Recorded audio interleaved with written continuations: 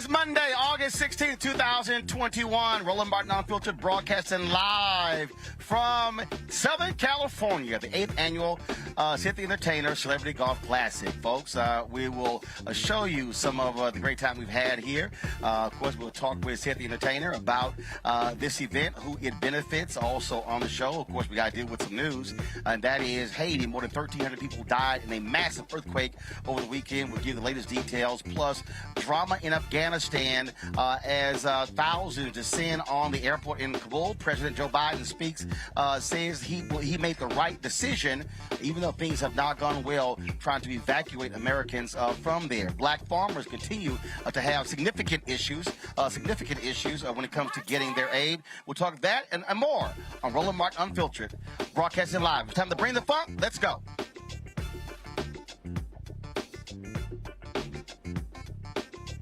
He's got the scoop, the fact, the fine. And when it breaks, he's right on time. And it's rolling. Best believe he's knowing. Putting it down from sports to news to politics. With entertainment just for kicks, he's rolling. It's on go, roll, y'all.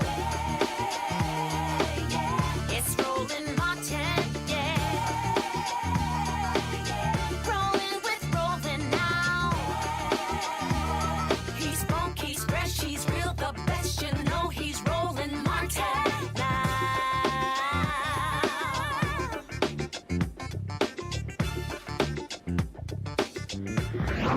Martin. All right, folks, we're at Spanish Hills Country Club here in Southern California for the 8th annual Cedric the Entertainer Celebrity Golf Classic. It's been a fantastic day. Of course, it did not happen last year because of COVID. We were last year in 2019, but certainly glad to be back and to be here with the man himself, Cedric the Entertainer. Ced, first of all, you got like all... Swag. You got the swag. You got all the colors. He got all 31 basket Robin. You got everybody. I pulled up feeling real sherbet today. I was like, listen, I'm out here, popsicle clean. So y'all know, Like I that. saw Sid last night. I said, Sid, I got a little something special for you. And so that camera right here, let's go. So I went ahead and ordered these special foot joys here. See. And I got the black and gold, my alpha colors. And then I got Roro on the side. And so I debuted See. them. We don't have that camera. Anthony, we need, that camera's not up. Matter of fact, you know what? I'm going to be real black. We just going to take our shoe off. You got We gonna be real. you got the You got modern the technology. These are called the boa. The So boa, you you can- unscrew. you can unscrew and and so as screw you 'em up. see right here, so we got Roro Alpha. right here. Being an alpha man. Say Not it's a even Kappa Martin man. Luther King could save you today. What was you doing out there, bro? Well, we shot 17 under. When that happened? What you mean when that happened? That was not going on when I came up to y'all, No, man. we parked that hole. Okay. But that was All one of the right. few we All parked. right, that's Okay. golf. That's golf, people. But we were This is smoking. golf. Okay, yeah, you say he was on fire, man. well, we on fire. Did the shoe? Was it the shoes? Oh. It got to be the shoes. Oh, yeah, it was the shoes. It got to be the shoes. You was ordered the them shoes. special. Yeah, I did. All right, and they was fine. First time I wore them. All right, you So, killed it, though. I had to go You ahead put no, and didn't put no coins on your feet. Sometimes you wear them new, and they get up against that. That left side. You get up against that. It's You burning like- a little bit. you Right. like, I didn't break them in yet. It was one that you swung and hit that. About a 14th hole, I was like, Yeah, these cool it's though. slightly uncomfortable, but That need the a thicker first time. sock. Right. There you go. Yeah, There you go. that's all There you good, go. dog. So, first of all, Lexus is sponsoring the Yeah. tournament, Kyle's Family Foundation, and Boys and Girls Club benefits. Yeah. So I've been doing this for 8 years. We started Kyle's Family Foundation, my wife and I. We've been raising money, just doing a lot of like Boys and Girls Club, Brotherhood Crusade, a lot of like just programs to help the youth, man. I grew up single parent household, my mother, and so all the male stuff came from a Boys and Girls Club. Hanging out at Matthews Dickey, learning to play baseball, all that kind of stuff, sports stuff. So that's You know, that's why I support, you know, Boys and Girls Club, and it's amazing. It's an amazing organization. They just do great work. And then we do the Rosetta Boys Kyles Women's Health Pavilion in St. Louis at St. Mary's Hospital. I started that for my mother, who passed in 2016. And so my sister and I, again, that's another thing we give back. And a lot of women's health, you know, work that we do there, just supporting all those initiatives. And, of course, scholarships. I've been doing scholarships since 94 when I got my first money. Right. Rolling with that first song with my, I said, no what? My mama taught me right. Who need to go to college? So you said you gave back early. I said, and I told them kids, now mine alone. If you don't graduate, I'm coming looking for you. You got that right. I need mine back. Oh, yes. Oh, you know, I ain't just giving you this for college. Right. Do something. For you to finish. All right, don't give me mine back then. You ain't do it? What you got? Yeah. No, I feel you on that one. Yeah, I feel you on that one. I feel you on that one. Now, you have, first of all, great turnout. And last night at the VIP party, we live streamed last night. Yeah. And you were on stage along with Eric Benet, Philip Bailey, Valerie Bailey. Yeah. Who was the guy leasing in Chicago? His name escapes. I'm sorry. Yeah. Everybody just kept saying the white guy on stage. That's what everybody kept saying in the audience. They're like, the white guy on stage. Who the white guy? He's with Chicago. Is it Sean or Michael something? I don't know. Bill Hammond, no. Bill know. Bill know his name. And let's see. And it was Uncle Mike Phillips on saxophone. It was crazy, Mike. It was crazy. Yeah, it was, and it, you know, and it just kept getting higher and higher. Everybody took it to the stage. Philip Bailey up there killing it. Started out on fire. Absolutely. Like, you know. The band was killing it. I mean, they were jamming hard. I had folks the band was amazing. I had folks texting me saying, yo, man, that band's tight. Yeah, give it up to Herman Jackson. Yeah, they killed it right there. You know Herman's an alpha. You know what? I saw the jacket he had on, and I said, you know, something wrong with that brother. I said, I can't put my finger on it. And now you right there. Oh, that's what it was. There. Oh, yeah. Okay. I forgot. Got it. No wonder. Got it. That's what it was. Got it.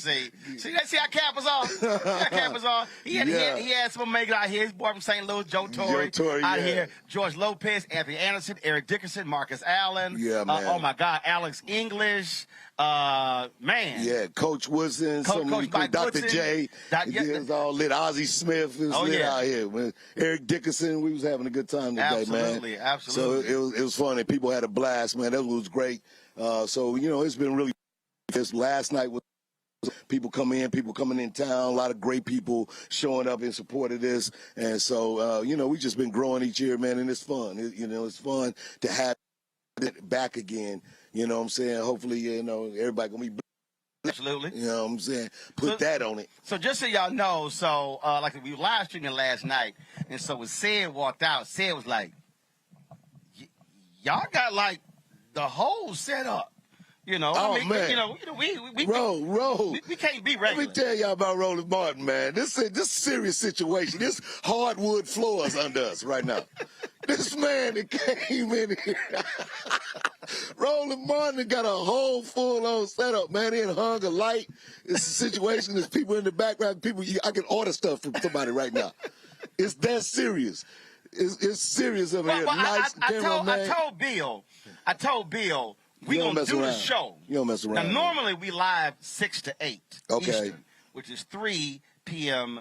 Here. So that would be. We were still playing. So I said, Bill, only for said, I'm gonna move the show to 5. We'll go live at 5. I said we're gonna have a great backdrop. But let's just stop right there. Who the boss though? Who the boss? Look, you know, for you though, what I'm gonna do is. I didn't have to ask nobody. Yeah, you just decided. That's what I'll do. Right. It's Roland Martin, man. Right. See, that's black ownership. Black ownership. That's for all the youth out there. Understand it. And my man, you do great journalism as well. Reporting, you dig deep, you ask smart questions. I've been on your show. Every time I've been watching for years. Absolutely. You wild as. Never mind. I ain't. This your show. I ain't even ready to do that to you, Roland. Come on, man. The show called Unfiltered. Unfiltered. They know you wild, man. This boy be out here with them T-strap sandals on and dance the night away. You didn't dance last night. No, we were working last night. Oh, okay. Because, man, if Roland get on that dance floor. Come on now. All right, now. Because see, what happened was one of my camera guys, he didn't know that we were going to be mobile. So Got you. during the middle of the concert, I'm with Anthony directing, and I said, "What the hell happened to the shot?" He said, "Oh, his shoulder got tired." Oh. And I went, Hey, man. "His shoulder got tired?" And then you turn into Ike Turner. So I walked over. Come here. Whose shoulder got tired? Right. So what I did was he had the Roland Martin, unfiltered. He like the dark side. Now, this way, he had the camera Come here. on his right shoulder. He was leaning. And I walked over, I tapped him on his left shoulder. Yeah, hard. Give me the camera. And then did your own camera? Oh, you didn't see me? Remember last night? Doc. That was you. That was me. You had your hat backwards. No, I had a rap suit. Yeah, that's it. Ain't got no sense. But I tapped him, and somebody was like, You took over, man. I said, All right. I know you do it all. You shoot? I said, man, look. I said, I was behind the camera before I was in front of the camera. I said, because when you own the company, sometimes you got to grab the camera. And that's another lesson for the youth out there, all right? Don't be above your pay grade. Your pay grade is the whole thing through. Don't ever think you're too big to do any one of the jobs along the way. If you got the suite, it's yours, right? It's yours, ain't it? That's what you got to do. You got to let them know. You can do all the jobs. Well, y'all, the awards program, they got dinner going on right now. They got the awards program. And so I know I won one close to the pen, so I'm going to walk away with something. All right, that's nice. So we're gonna pop in there. We're trying to get a camera. So when it starts, we'll have a camera in there live. And so we're going to come back with some other celebs here. We said, man, it's always good to see you, my brother. We appreciate. Thanks for accommodating us, hooking us up. And so we'll be going to definitely have some more of the folks talking about the golf tournament and have some good time here. Indeed, I'm going to see you in a bit. All right. All right. Folks, got to go to break. We come back. We're going to talk with the U.S. ambassador to the Haitian ambassador to the United States about the situation there. More than 1,300 killed in an earthquake there. We also talk about what's happening with Afghanistan. We'll be joined by Malcolm Nance, national security expert, as well as Congresswoman Barbara Lee, the only member of Congress to vote against invading Afghanistan. All of that, plus more, from the Cedric Entertainer Celebrity Golf Classic here in Southern California. We'll be back on Roland Martin Unfiltered in just a moment. Black women have always been essential. So now how are you going to pay us like that? And it's not just the salary. I mean, there are a whole number of issues that have to support us as women. Yeah. But that's what we deserve. We shouldn't have to beg anybody for that. And I think that we are trying to do our best as a generation to honor the fact that we didn't come here alone and we didn't come here by accident. I always say every generation has to define for itself what it means to move the needle forward.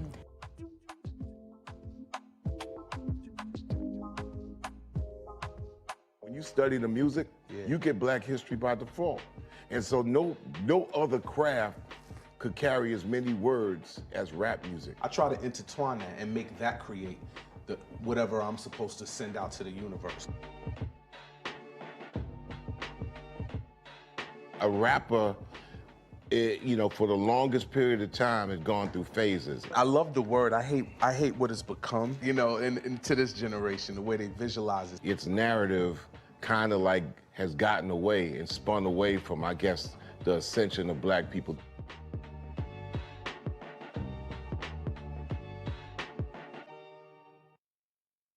Hey, I'm Deion Cole from Blackish. Hey everybody, this is your man Fred Hammond, and you're watching Roland Martin, my man, Unfiltered.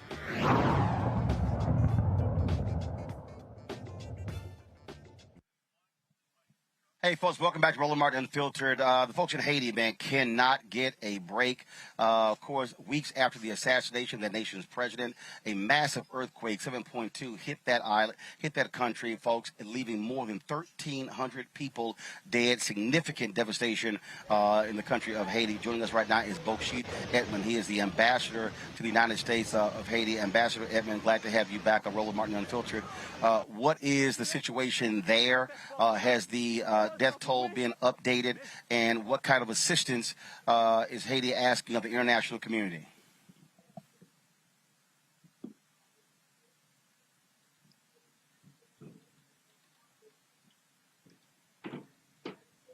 Ambassador, can you hear me? Yes, I can hear you now. More than 1,300 people have perished. Has there been an update on the death toll? And also, what are you asking of the international community in terms of assistance? I think the death toll now is 1,400 and more than 7,000 wounded. And what we can ask for now is the continued international assistance to help us manage this crisis, because the southern part of the country has been completely destroyed by this powerful earthquake. And now I believe the most important thing is, since we have already received some assistance in terms of search and rescue, and I think now we need to concentrate on medical supplies, because the hospital were already overwhelmed by the COVID, but now they are facing a situation where they need more medical equipment and more meds and so on. So now the critical part is to assist the wounded and to assist those who were saved, and to give them the good care that they need. What percentage of the country has been impacted by this earthquake? I believe it's 3 geographical departments. The southern part, the southern part of the country, which has 3 geographical departments.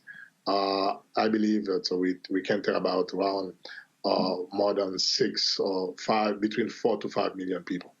But the areas, most of the remote areas where it's very difficult to attend, now the assistance is needed mostly, and as we are getting from the U.S. Coast Guard some help with helicopters to get access to those places where very remote areas where people are trapped, and to bring them to the cities where they can receive medical attention. You talked about hospitals being overwhelmed by COVID. Are you setting up remote hospitals? How is that going? And do you have Doctors Without Borders and others? Are folks also coming in to provide assistance? Yes, Doctors Without Borders are there.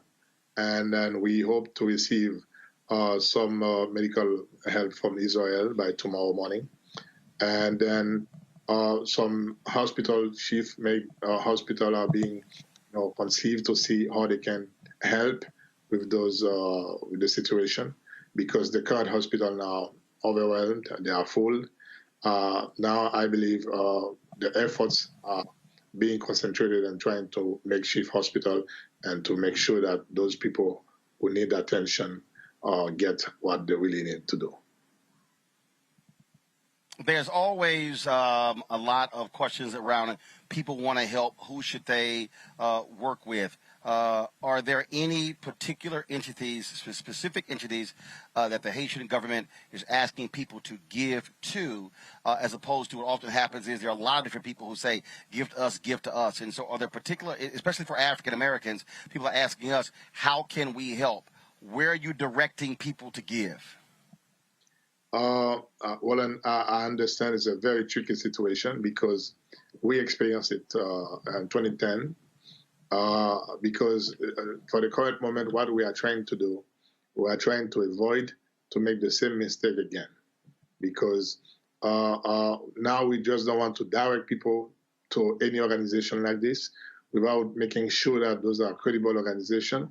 We are currently working with the Ministry of Planning and some other entities, because what we want to do, we don't want to receive any goods, any material whatsoever. What we want to encourage people to give their financial support when those people in the remote areas and they can get assistance to rebuild their lives, because we just don't want to collect things and things that are not necessary now. The most important thing is, if you can help, do it with your financial support, and we are going to put a list very soon, and certainly my office will share it with you as well, and that list will be on the website of the embassy, and so the contributions can be made to those places. But for now, we just don't want, or we are not ready yet to name some specific organization, because we want to make sure those organizations are credible and and people can trust them. All right. Ambassador Booksheet Edmund, Ambassador Haiti to the United States, we certainly appreciate you joining us.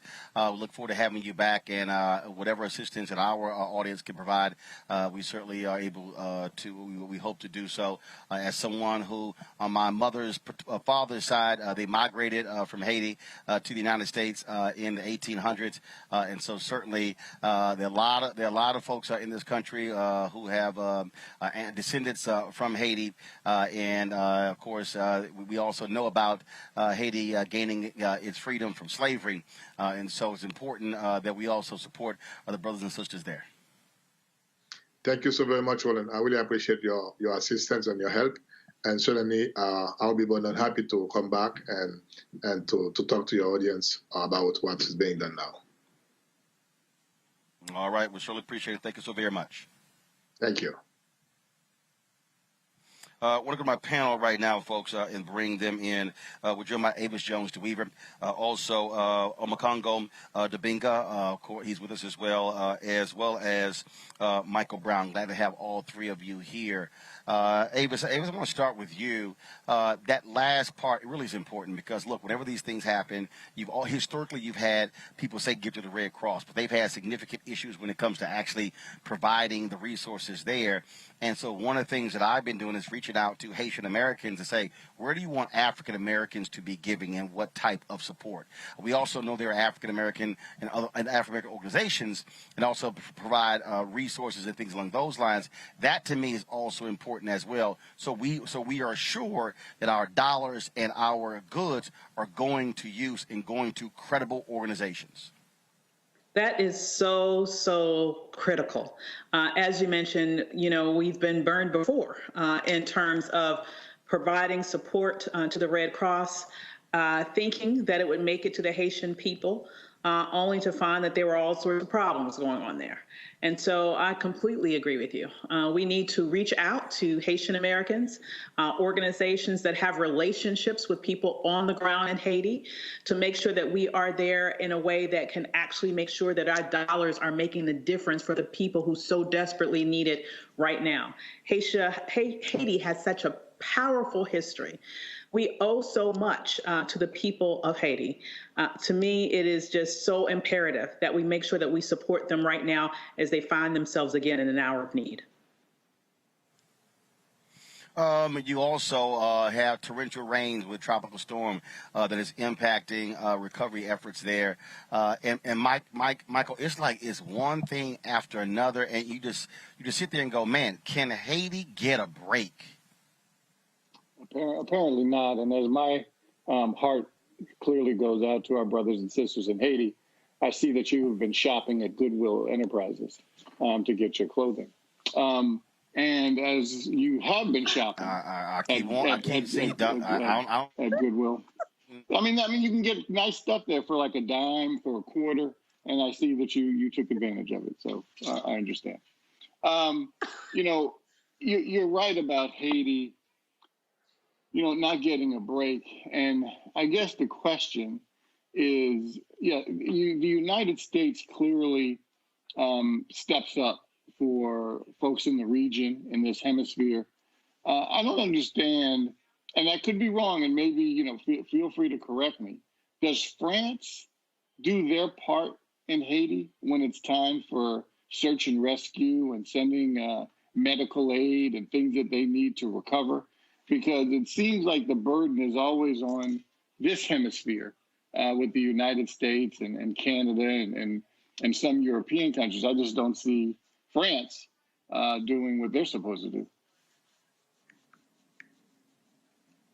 Omakongo, look, you heard the ambassador say Israel's going to be providing assistance. Historically, Cuba has provided assistance as well. Michael makes a great point. The country that Haiti, frankly, had to pay back a lot of money for gaining its independence, they should be stepping up as well. Oh, most definitely. And that's the case with many of these former colonial areas, and on many levels, Haiti is actually still paying France now for what it did. I'm talking financially as well as politically.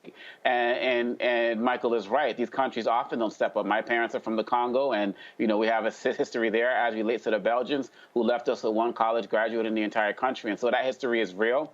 And I hope that the people of France also put pressure on its government to also support it. Look, we have to make sure, because one of the things you also mentioned with the ambassador is so important, and Dr. Weaver, I mentioned it as well, is that the history is so important. And so many times we see Haiti in the news, it's related to something that's disastrous. But we got to start ingraining in the minds of people, especially black folks here and internationally as well, that it was what happened with Toussaint Louverture that led to the Louisiana Purchase, what helped the United States grow and expand exponentially with Jefferson and the like. And once people start to realize that there's that real gloried history and that has been part of a spirit of revolution, I think that many of us, not any of us here, because we obviously know the story, will stop looking at Haiti as a charity case and look at it as an extension of black revolution throughout the diaspora that needs our support in order to get where it needs to go. And so I'm also glad that the ambassador said to wait until they provide a place where we can go and support financially, because too many of us want to just send money elsewhere, but we have to really wait and be patient to make sure we're supporting our people. Absolutely. And folks, it is absolute devastation there. Again, you heard the ambassador say more than 1,400 have been confirmed dead in Haiti. They are continuing the rescue efforts. And so you got the earthquake. Then, of course, you have the tropical storm that has downpour of rain that has descended upon the island as well. And so it's just problem after problem. And so we're certainly going to provide, once we get that list, provide the list of organizations that you can actually give to, whether it's economic resources or whether it's goods. We want to make sure that credible organizations are getting those resources to the people there who absolutely need it. And so that's absolutely going to be our focus. We're going to take another break. When we come back, we're going to talk about Afghanistan. Turmoil exists there with the United States pulling troops out. The Taliban has completely taken over the country. What changed? 20 years later, $2 trillion, nearly 3,000 American troops killed. Was it worth it? We'll talk to national security expert Malcolm Nance and also Congresswoman Barbara Lee, the only member of Congress to vote against the invasion of Afghanistan.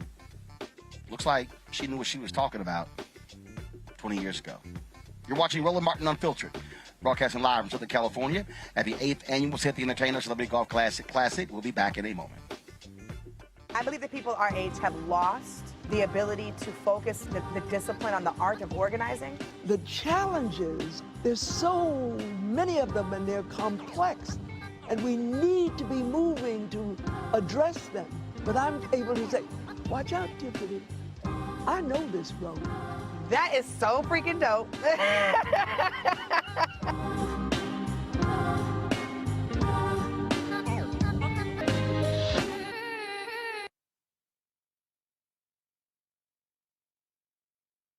Floyd's death hopefully put another nail in the coffin of racism. You talk about awakening America. It led to a historic summer of protest. I hope our younger generation don't ever forget that nonviolence is soul force. Priceless.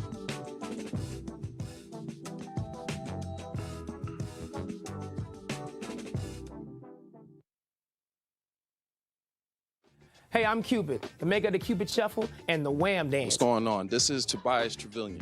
And if you're ready, you are listening to and you are watching Roland Martin Unfiltered.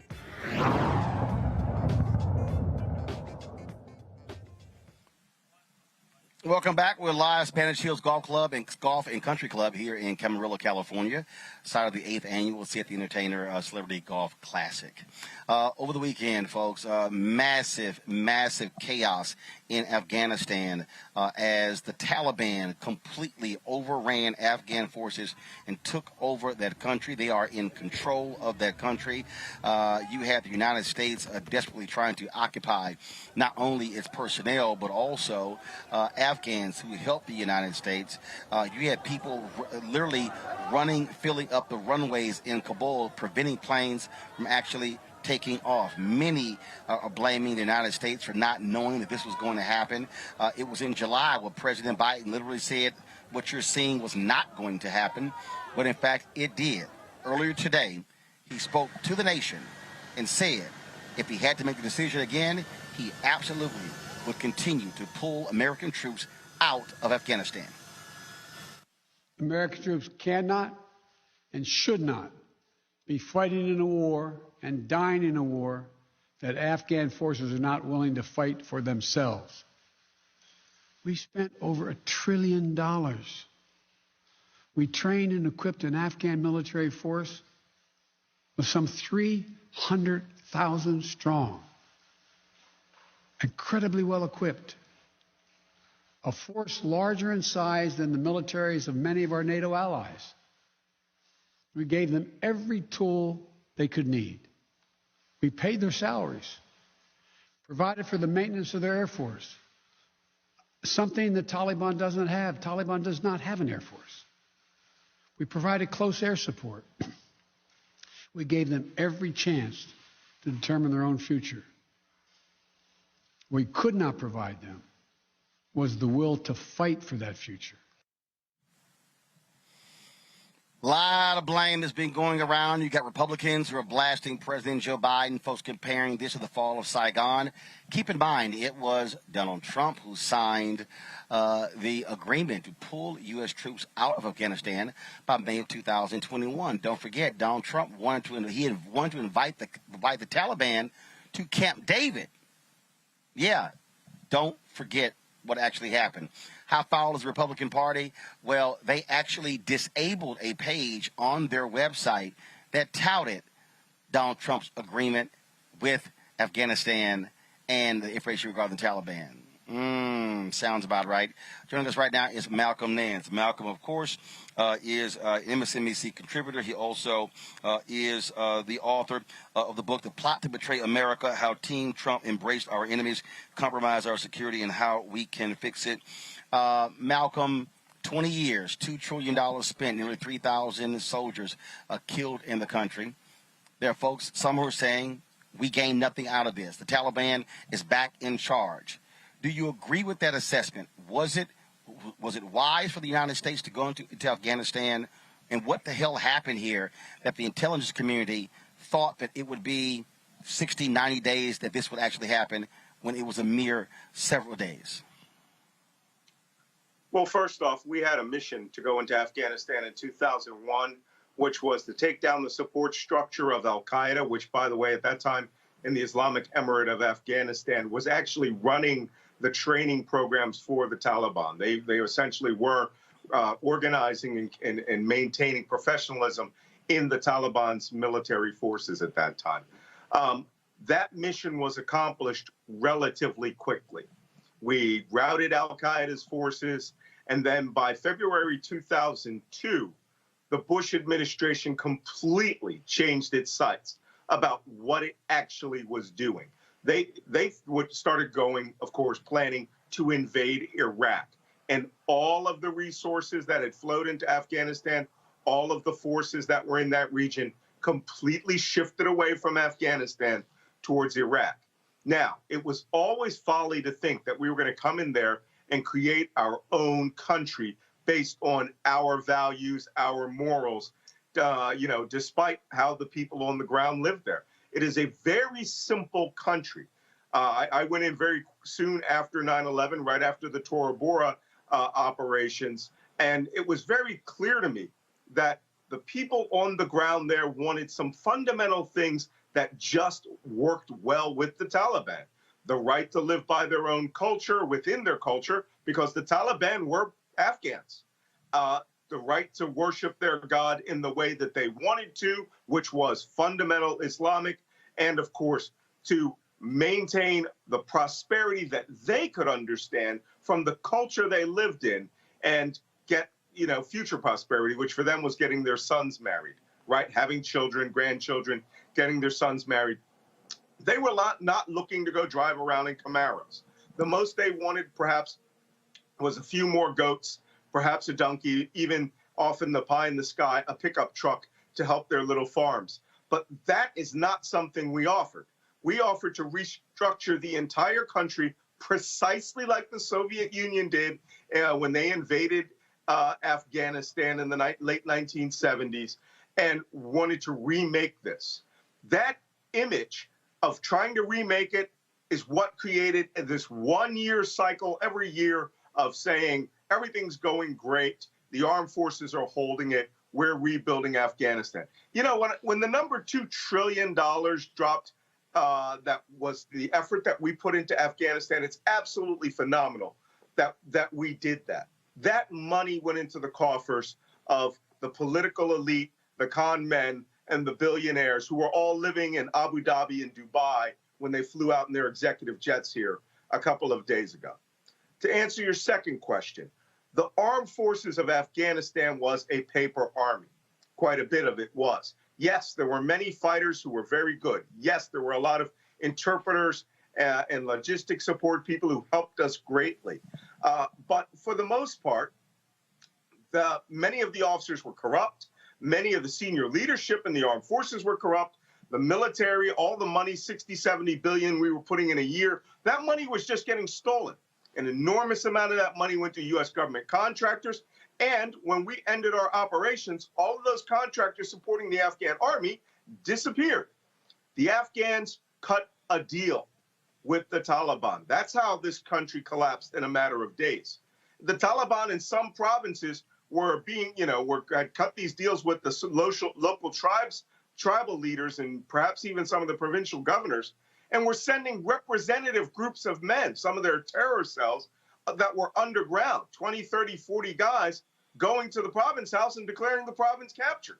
There was no real war or linear, battlefield, showing mobile battles of them actually winning victories. The few places they did attack, the soldiers left and went home.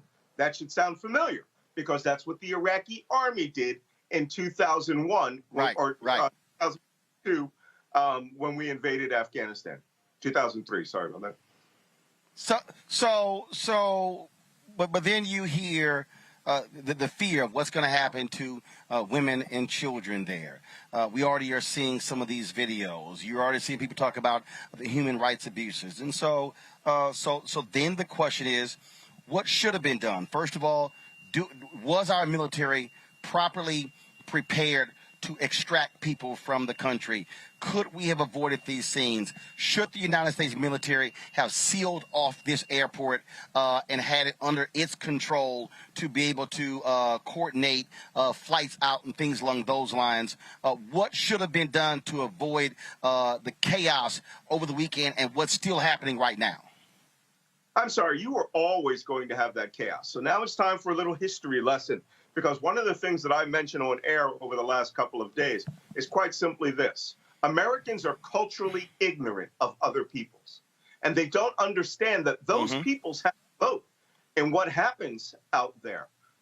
And many of those, again, the reason that airport was surrounded so quickly and flooded, many of those people who are Taliban today were Afghan National Army 3 days ago, right? So should we have done this? Yes. There could have been an enormous quantity of preparation, but the United States Armed Forces cannot bend space and time to our will and suddenly have 100 transport aircraft there. We had been mobilizing a few days ago, 3 or 4 days ago, to bring in 6,000 to 7,000 troops into that region. But many of the commanders surrendered their forces. The government left. The Taliban took their few hundred men and drove in from Jalalabad or came up from Kandahar, which is an 8-hour drive, and were there before any resources could flow into that place. Should we have been better prepared? Absolutely. Will Joe Biden have to take a hit for that? He said the buck stops with him. But the most important part of this story is the fact that this was negotiated years ago by the Trump administration. They gave the Taliban Afghanistan. The Taliban did not attack us or kill U.S. forces as part of that agreement in exchange for 5,000 of the most hardcore Taliban members and leadership to be released back into the Taliban, and they are all there. The president of Taliban, of the Islamic Emirate of Afghanistan today, is a person who was released under that deal. The Taliban were just waiting because it was given to them. The Afghan people who were there, the tribal leadership, were waiting for them as well and waiting to surrender. So we could not have, I mean, unless you listen to guys like me, right? The mid-level intelligence guys, the low-level intelligence guys who say, these guys are going to run it the first shot. Well, we had more faith in that. But as Secretary of Defense Austin said, you can't buy faith and you can't, you can't train in faith and you can't buy loyalty. And their loyalty is to their immediate families. They are now going to drop those uniforms, go home, buy a couple of more camels, a couple of more goats with the money they had. And before you think that that's a stereotype, that is a real thing, okay? And they are going to live their lives. The Taliban will establish a national government across the tribal areas, and they will go right back to 2001. But Roland, one last point. I mentioned history. This happened to the British in 1842. The only problem is in the first British-Afghan War is that all British forces in Kabul were slaughtered. Only 3 survivors out of a 2,000-man force. And they let those 3 survivors go into Pakistan to let them know what they had done to them. The British tried this in the 1890s again, the Russians in the 1980s. Look, you just have to learn these lessons. Don't go to a place that you don't understand. It should have been Americans that spoke Dari and Pashto, not having to hire interpreters. We don't do that. We run in and we use, with cultural ignorance, and we expect things to go our way. Malcolm Nance, always a pleasure. Thanks for the breakdown. We appreciate it. My pleasure. Years ago, there was only one member of Congress who had the courage to vote against the war in Afghanistan. She was the Congresswoman from Oakland, California, Congresswoman Barbara Lee. This was the speech that she gave on the floor of the House of Representatives at that lone vote. Mr. Speaker, members, I rise today really with a very heavy heart, one that is filled with sorrow for the families and the loved ones who were killed and injured this week. Only the most foolish and the most callous would not understand the grief that has really gripped our people and millions across the world. This unspeakable act on the United States has really forced me, however, to rely on my moral compass, my conscience, and my God for direction. September 11th changed the world. Our deepest fears now haunt us. Yet I am convinced that military action will not prevent further acts of international terrorism against the United States. This is a very complex and complicated matter. Now, this resolution will pass, although we all know that the president can wage a war even without it. However difficult this vote may be, some of us must urge the use of restraint. Our country is in a state of mourning. Some of us must say, let's step back for a moment. Let's just pause just for a minute and think through the implications of our actions today so that this does not spiral out of control. Now, I have agonized over this vote, but I came to grips with it today, and I came to grips with opposing this resolution during the very painful yet very beautiful memorial service. As a member of the clergy so eloquently said, as we act, let us not become the evil that we deplore. Thank you, and I yield the balance of my time. And joining us right now is Congresswoman Barbara Lee. Congresswoman, glad to have you back on Roland Martin Unfiltered.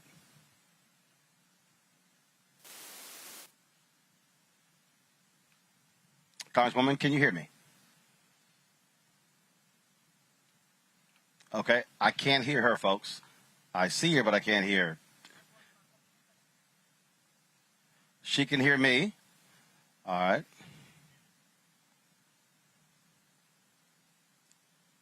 All right, let's see. Double check your system, see if you're muted. Just make sure you're not muted, Congresswoman. Now I can hear you. Now I got you. Now we got you. You can hear me. Now Okay. we got you. Now we got you. Now we got you. All right, cool. Now we got you. First and foremost, when you see those video clips from this weekend, when you see the terror in the eyes of people, when you see the desperation trying to get out of that country, what was going through your mind? I'm feeling right now like I felt on September 14th, 2001. Devastated in so many respects, Roland. These people, our troops for 20 years have done everything we asked them to do. The Afghan allies, the people who supported the U.S. presence in Afghanistan, they're under threat of death. Our American diplomats, our citizens, NGOs, businesses, it's terrifying what's taking place. But I have to tell you, we have got to do everything we can do. And that's what I'm thinking about now is how do we, in my capacity as chair of the subcommittee that funds a lot of our visas, special immigrant visas, and all of the diplomatic and development stools of our foreign policy, what I can do more to help this administration with these evacuations. Because we've got to do something. People are desperate. They're dying. They're hanging onto planes. This is untenable. And so that's how I'm feeling right now. That's what I'm working on day and night. And also, of course, I hope everyone recognizes that there's no military solution in Afghanistan. And the president's absolutely correct in his decision and what he did. But the movement out and the planning was, in many respects, short of disastrous. So how do we resolve this particular issue here? There are a lot of people, obviously, who are concerned about the treatment of women in Afghanistan. But we also are dealing with, there are numerous countries where we can be angry and disagree with human rights violations. Look what's happening in Myanmar right now. What's happening in Malaysia? The prime minister resigned. What's happening in other countries? And so, how do we deal with that, where our presence kept the Taliban from being in control, but the option really was: do you stay there for the next 100 years, or do you simply say, Afghanistan, you've got to take control of your country. We can't be Big Brother for forever. Look, we can't nation build Roland at all. This is an example of a presence, a military presence, where there's no military solution attempting to nation build. We owe the people of Afghanistan support from after we invaded the country and did everything that we did. Our soldiers did everything that this country asked them to do. So we owe them a debt of gratitude by helping them with the development, with women's education, women's empowerment, everything, schools, everything that we needed to do to help them. But we should not have been there for 20 years as a military occupation, Roland. And so, yes, we stand for human rights throughout the world, but we can't nation build. And so wherever there are violations of human rights, we need to say so, and we need to engage in the mechanisms that would encourage these violations of human rights to stop. But we cannot occupy a country militarily when there's no military solution. And then now, as with Afghanistan, we see what's happened when you do occupy a country for 20 years. There's no military solution. Now we're faced with a terrible disaster. And so we need to really learn the lessons of Afghanistan and know that, Congress has been missing in action. I've been trying to get Congress to revisit this blank check that was given. And Congress has to really put some restraints on military adventures around the world. That has nothing to do with protecting our national security. The president can always use force if our national security is at threat. He has that responsibility and duty under the Constitution. But Congress authorizes the use of force, and we have to do that very selectively, targeted, so we don't end up where we are today in other countries. Last question for you before I go to my panel and each one of them ask you a question. What does it also say that this nation had no problem, Congress had no problem spending $2 trillion in Afghanistan? But Say that again, Roland. Say that again. Talk about I said, what do we say to folks when Congress had no problem spending $2 trillion in Afghanistan, but God forbid want to put together a program of $2 trillion to actually spend in American cities where you're dealing with the poor and impoverished, where you're dealing with high rates of infant mortality? What does it say that this country has no problem spending that type of money when it comes to the military, but when you talk about non-military, then all of a sudden it's, oh, we can't afford these things? Mm-hmm. Says a lot about our priorities, but it also says a lot about why so many people are living on the edge in this country and why we have now a military budget of over $740 billion, which is excessive. We have enough resources, a budget in the military that could warrant a 10 to 15% cut right now, which would invest $75 to $80 billion in human infrastructure, building our own nation, helping people who have been shut out and marginalized for so long. So people need to rise up and say, stop it. You know, we have other tools in our toolbox, Roland. You know, I chair the subcommittee on appropriations that is responsible for a $62 billion budget for diplomacy and development. But yet the defense spending is $740 billion. It's totally out of balance. And so the public, we have to educate the public so people know they have to make sure their members of Congress understand that they're not going to tolerate this military first Pentagon spending budget at the expense of their quality of life, but also it's not at the expense of our national security. So we've got to make sure members of Congress are not afraid of reducing the military budget, because that's the only way we're going to bring some sanity into our federal budget and our priorities. Questions for my panelists. I'm going to start with Omakongo. Your question for Congresswoman Beverly. First of all, thank you so much for your courage and bravery. It's been amazing to watch over the years. I wanted to know, what do you feel going into 2022? What is the best way for us as just regular citizens to keep the pressure on Congress to make sure that some of the things that you've been talking about are actually taking place, particularly when you talk about reallocation of the budget, education issues, and just getting them to prioritize what should be happening in our country that's not? Sure. Thank you so much for that question, because that is the question, how we hold elected officials accountable in between elections. And I don't see enough African Americans and people of color lobbying their members of Congress, saying, no, do not vote for this, or yes, vote for that. And so we have to have a lobby operation going on, a people's lobby, you know, that holds members of Congress and other elected officials accountable to promises that they make during the elections, but also to public service, to what they need in terms of their daily lives. I mean, people pay taxes regardless.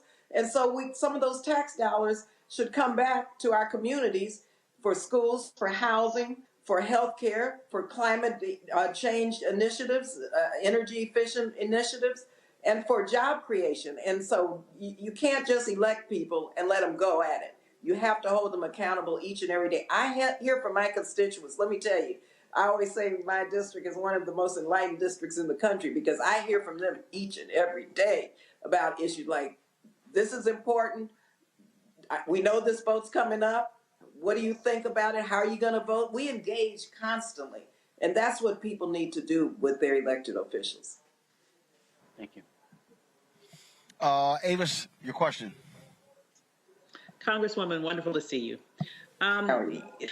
As horrible as this situation is, the aspect of it that worries me the most is what will happen to the women and girls who are left in Afghanistan. And for all intents and purposes, their livelihoods will be sort of banished back to the Stone Age. What do you think we can do at this point to, in some way, help to provide some humanitarian help to the women and girls who have been left behind. Sure. And let me tell you, that terrifies me also. And I've worked over the years on supporting the Afghan women through a variety of programs and funding priorities. And to see now a moment where the women of Afghanistan are going to have to go back into the dark ages is morally wrong. It's offensive, and it's tragic, and it's dangerous. And so we have to do everything we can do. And I'm glad that the president talked about every dime in terms of humanitarian assistance, development assistance. But we've got to work now with the international community, because if the Taliban is the governing body, if they're running the government in Afghanistan, how in the world do we engage diplomatically with the Taliban? And so we're going to have an international strategy. One right now, for the protection of women and girls. We've got to evacuate the women, especially those who have been activists, who've been speaking out, who have been leading on so many fronts. We've got to protect them, look out for their security and safety immediately. That's the immediate emergency that we have to address. But long term, we have to come together with the world and figure out how in the world we're going to protect women and make sure that the gains that they have achieved continue, and also protect them, because we know the Taliban and we know how ruthless they are. So it's something the world has to come to grips with and develop a strategy around. Michael Brown, your question for Congresswoman Lee. Congresswoman, how are you? Hi, Michael. Good to see you. I see you look the exact same as you did in 2001. Okay, thank you very much. That's 5 grandchildren later, so thank you. You're welcome. You had mentioned diplomacy, and if you were on one of the diplomatic teams, how do you use diplomacy with a group of folks that are hard to trust, that either lie or don't give the full story, or don't tell you where people are hiding, or if they're abetting folks? How do you deal with folks that you want to, in good faith, trust, but you can't? Well, I don't like the quote. I guess it was Ronald Reagan, but it was trust and verify. Trust but verify. Right. Yeah. I think it's extremely important. And I don't even, in my work on the Hill, I'm not going to say I trust my colleagues. There may be a few that I might trust, but I don't trust hardly anyone, because you know what the deal is.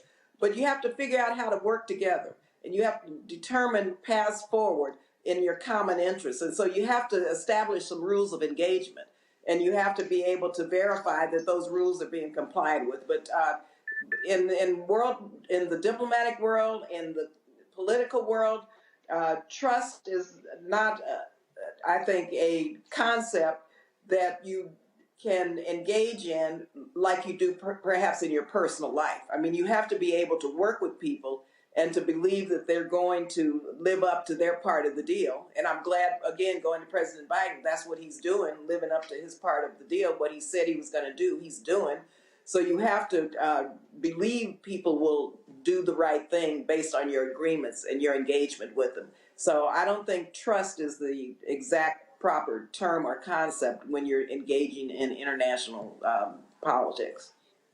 Understood. Thank you very much. Thank you, Roland. All right, Congresswoman Barbara Lee. Congresswoman Barbara Lee, we certainly appreciate you joining us. We will be watching closely what happens in Afghanistan over the next few days. Thank you. Nice being with you, Roland. Take care of yourself. All right, thanks a bunch. All right, folks, got to go to a break. We come back. We'll talk with an infectious disease expert about COVID-19. It is exploding across the country. Folks, what is going on, and what are these red states doing? Also, black farmers continue to have issues when it comes to getting their payments from the federal government. And we'll be talking with more of our celebrities here at the 8th Annual Cedric the Entertainer Golf Tournament here at Spanish Hills Golf and Country Club in Camarillo, California. This gorgeous shot right here overlooking the golf course. It has been a fantastic day here in Southern California. And so we're going to go to break on that shot. We'll be back in a moment.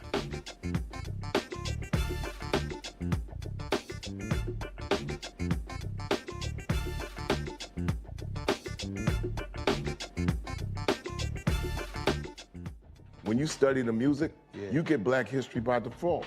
And so no other craft could carry as many words as rap music. I try to intertwine that and make that create whatever I'm supposed to send out to the universe.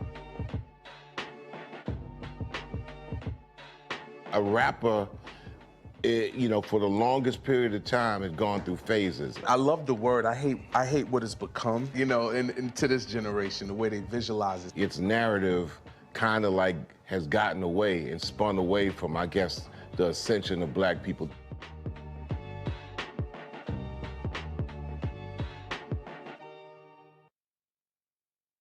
Floyd's death hopefully put another nail in the coffin of racism. You talk about awakening America. It led to a historic summer of protest. I hope our younger generation don't ever forget that nonviolence is soul force. Priceless.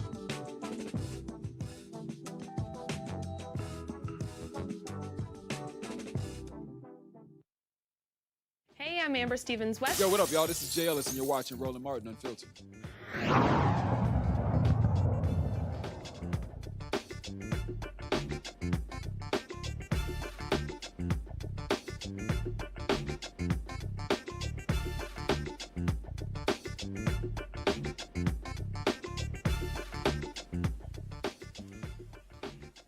All right, folks, that is a gorgeous view of Spanish Hills Golf and Country Club here in Camarillo, California, side of the 8th annual Cynthia Entertainer Celebrity Golf Classic. We are here, had a fantastic time playing today. Folks, we're outdoors, of course, a social distancing, trying to stay safe here, but all across the country, cases are exploding, and it is really happening in this, we call it this red belt, Alabama, Mississippi, Louisiana, Arkansas, Texas. Joining us right now is Dr. Alexia Gaffney. She's an infectious disease specialist.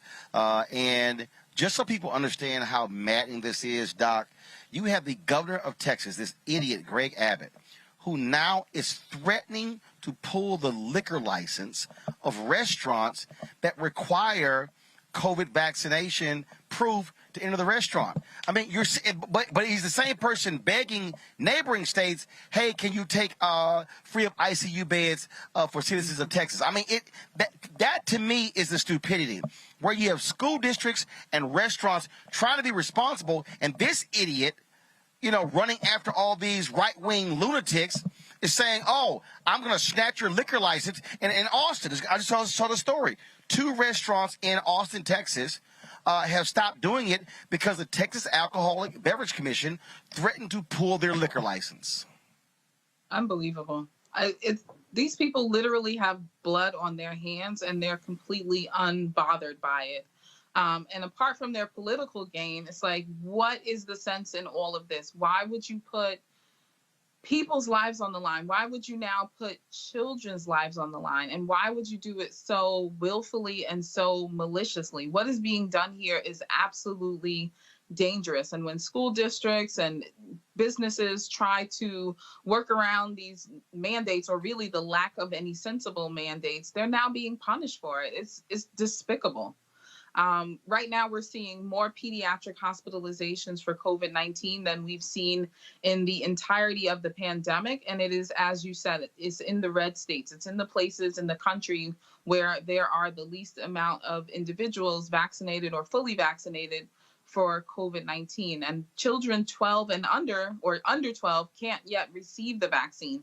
So in these southern states where children have already returned to school, where teachers may not be vaccinated, where it's unlawful to enforce a mask mandation, we're seeing schools shut down already within the first 2 weeks or within the first 3 days of school because of outbreaks and rampant exposure to COVID-19. And it is dangerous, and it is life-threatening. This whole false notion that children were not at significant risk for COVID-19 infection in the early phase of the pandemic was simply true and unfounded. When COVID first hit the United States, we pulled our children out of school and we protected them. So we closed up the spaces where children most rampantly spread infection, and we protected them. So we did not see cases. And now people are trying to utilize or falsely utilize this data, give a false impression that children can sort of withstand COVID-19 infection, and we've thrown the children into the fire. Even though most children may do well with COVID-19 infection, it is completely senseless that any child should lose their life to this infection when it can be prevented, when it can be avoided. And they are pulling out all the stops to pretty much ensure that people will get sick, be hospitalized, and die from this infection. And it is senseless and it's dangerous, and it's very disheartening to see as a healthcare professional. Here are two tweets that I think sums it up. Tennessee Governor Bill Lee announces executive order that allows parents to opt out of local mask mandates imposed by school boards and independent health departments. This happens on the same day that he activated the National Guard to help hospital care for COVID patients. This is, cognitive dissonance at its finest. And why are we allowing the parents to choose for their children when the parents do not know any better? How can these parents decide that they know better than public health officials, that they know better than epidemiologists, that they know better than physicians, that they know better than scientists and actual researchers, not the people sitting on their toilet bowl Googling and watching Facebook videos and watching YouTube videos, but the people who have actually studied and understand how a pandemic works, how an epidemic works, how we can control the spread of infection. How we are deferring to parents who don't have their children's best interests at heart is beyond me. And in our communities, we've seen people have their children removed from their care, removed from their custody for lesser offenses. And we have these people who are willfully putting their children's life and health and well-being on the line to I don't even know why they're doing this. It's not to prove a point. It's really just to defy the people who have their best interests at stake. So now we have some folks who are really looking out for the best interests of everybody, and then we have other people who are just willfully defying that. And we're at a complete split, and it's costing people their lives. You have healthcare professionals who are burning out, especially in and around the Tennessee area. You have healthcare professionals saying, listen, we did all we could in the first wave of this pandemic, and we're doing all we can right now. But right now we're exhausted, we're burnt out, we're ready to quit, and we're just over it because all of this is preventable. And so it's literally like a civil war that's going on between those who are trying to protect the health and well-being of both the vaccinated people and the unvaccinated people, and those who are vulnerable but not yet candidates for vaccine, i.e. our children, and some of the most vulnerable adults in our population. And you have the people on the other side who just don't frankly seem to give a damn. There's not a better way to say it. Dr. Gaffney, we always appreciate it. Thank you so very much. One of the reasons why we continue to have black health experts on here and not what I call all of these Google physicians. Mm-hmm. Yes. Thank you for having me on, Roland. I appreciate it. Thank you so very much. Thanks a lot. Thanks a lot. Thank you very much. You do the same. Avis, on that particular point, I'm really sick of these people who don't even know what the hell is in an Advil. But when their damn head hurts, they'll take an Advil, but all of a sudden they want to question a COVID vaccine. I mean, really, for real. It's so infuriating because it's not like we can just take these people and plop them on an island someplace so that they could just infect each other and have a good old time with spreading around the Delta variant and every other variant that's going to come as a result of their stupidity. Okay? No, unfortunately, they're mixed among us. And when you have them in governor's offices, where they are literally, I would believe, honestly, they're just playing this for their own political gain. To me, it just boils down to nothing less than plain evil. Because this type of ridiculousness, where on the one hand, you're going to undermine the success of businesses for you to make a political point, while at the same time you're putting people's lives in danger and asking other states to clean up your mess for you, is absolutely ridiculous. You know, I really hope people are paying attention and somehow are able to overcome all the challenges that's going on with the voting laws in Texas right now to be able to get this complete, insane evildoer and any others like him out of office. Congo, I get a kick out of the folks who say, "Oh, absolutely not. I'm not taking the vaccine." And I had somebody who was saying that for me, look, I got God protected me, and the person responded, "So when you get sick, you going to the church?" That's a good one. That's a good one. Look, the way I see it, I say, hey, God sent us the scientists and the doctors that helped create the vaccine. And so it's like, where do you really want to draw the line as it relates to how much you're going to look to the sky, for assistance? At the end of the day, it's really sad because what Dr. Gaffney said, which is really important for us to pay attention to, is the fact that kids were generally protected last year because we kept them home.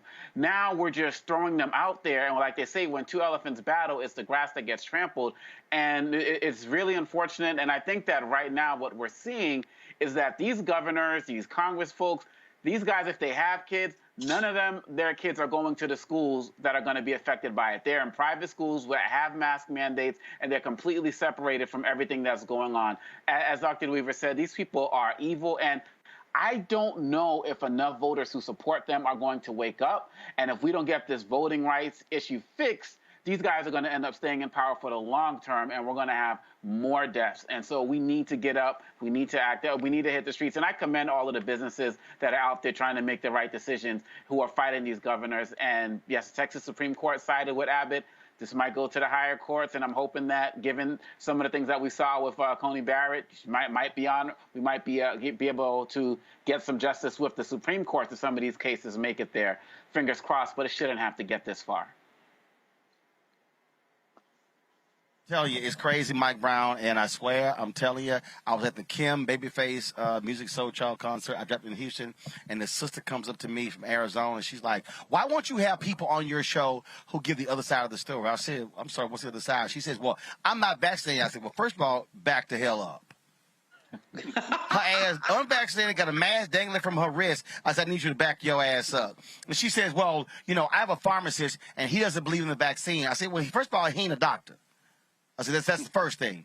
But she said, it's the other side of the story. I said, yeah, death, that's the flip side. I'm telling you, it's been tripping me out, the folks I've been running into. But I literally told her, back your ass up. You ain't going to be in my face talking to me about you ain't taking the COVID vaccine with a mask dangling from your damn wrist. Back the hell up. Go on, back up. I find it interesting. I'm wondering, clearly, I think we saw some of the footage last week, and I think you may have even shown some of the footage in Tennessee, and there's like a school board meeting, and the people in the parking lot were obviously yelling at folks that wanted to support the mask mandate.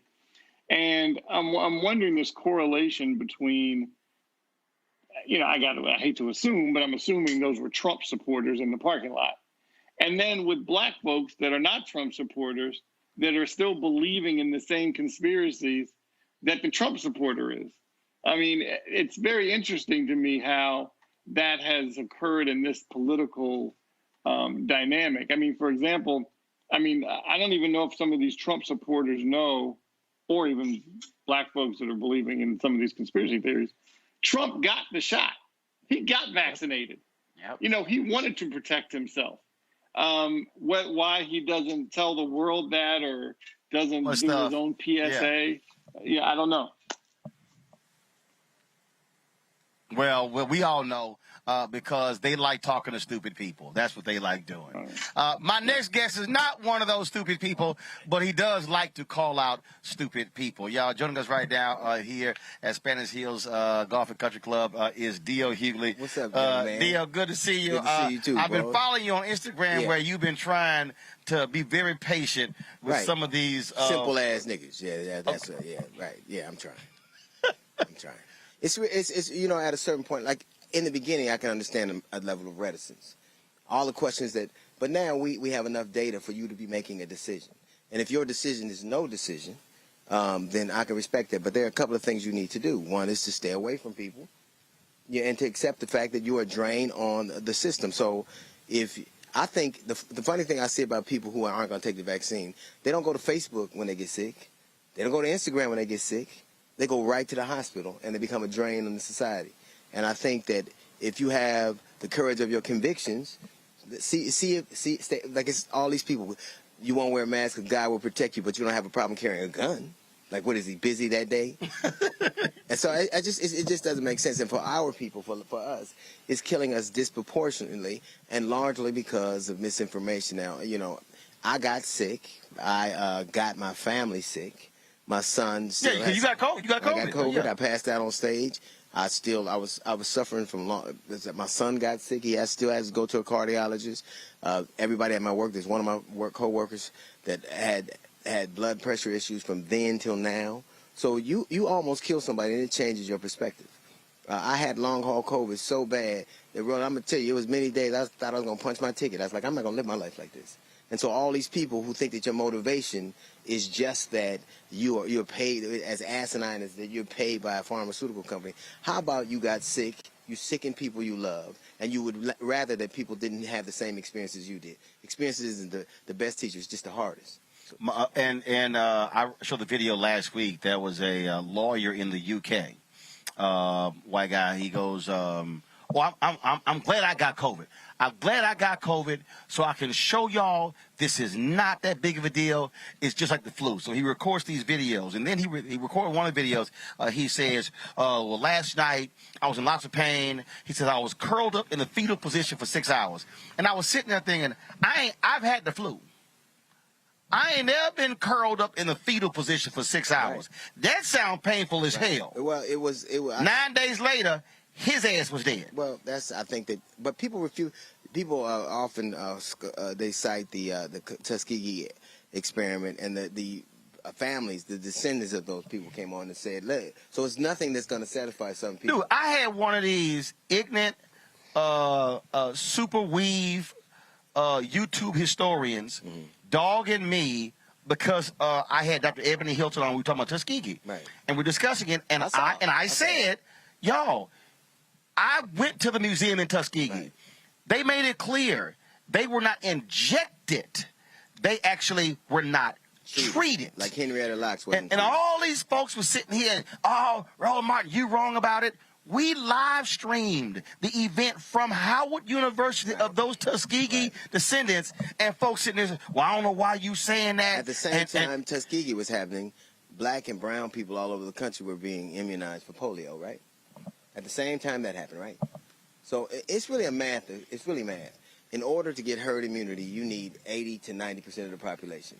Since they only comprise 58%, and we are 13%, and Latins are 30-some%, you need that collective, because there are only two viruses. Well, there's only one virus that has been eradicated, and that was the polio vaccine.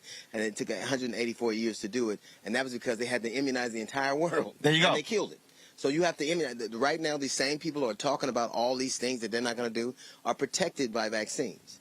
The same vaccine that Jonas Salk, a variation of that, that he invented in 1954, my granddaughter took who was 3 months old, who was 5 months old, took.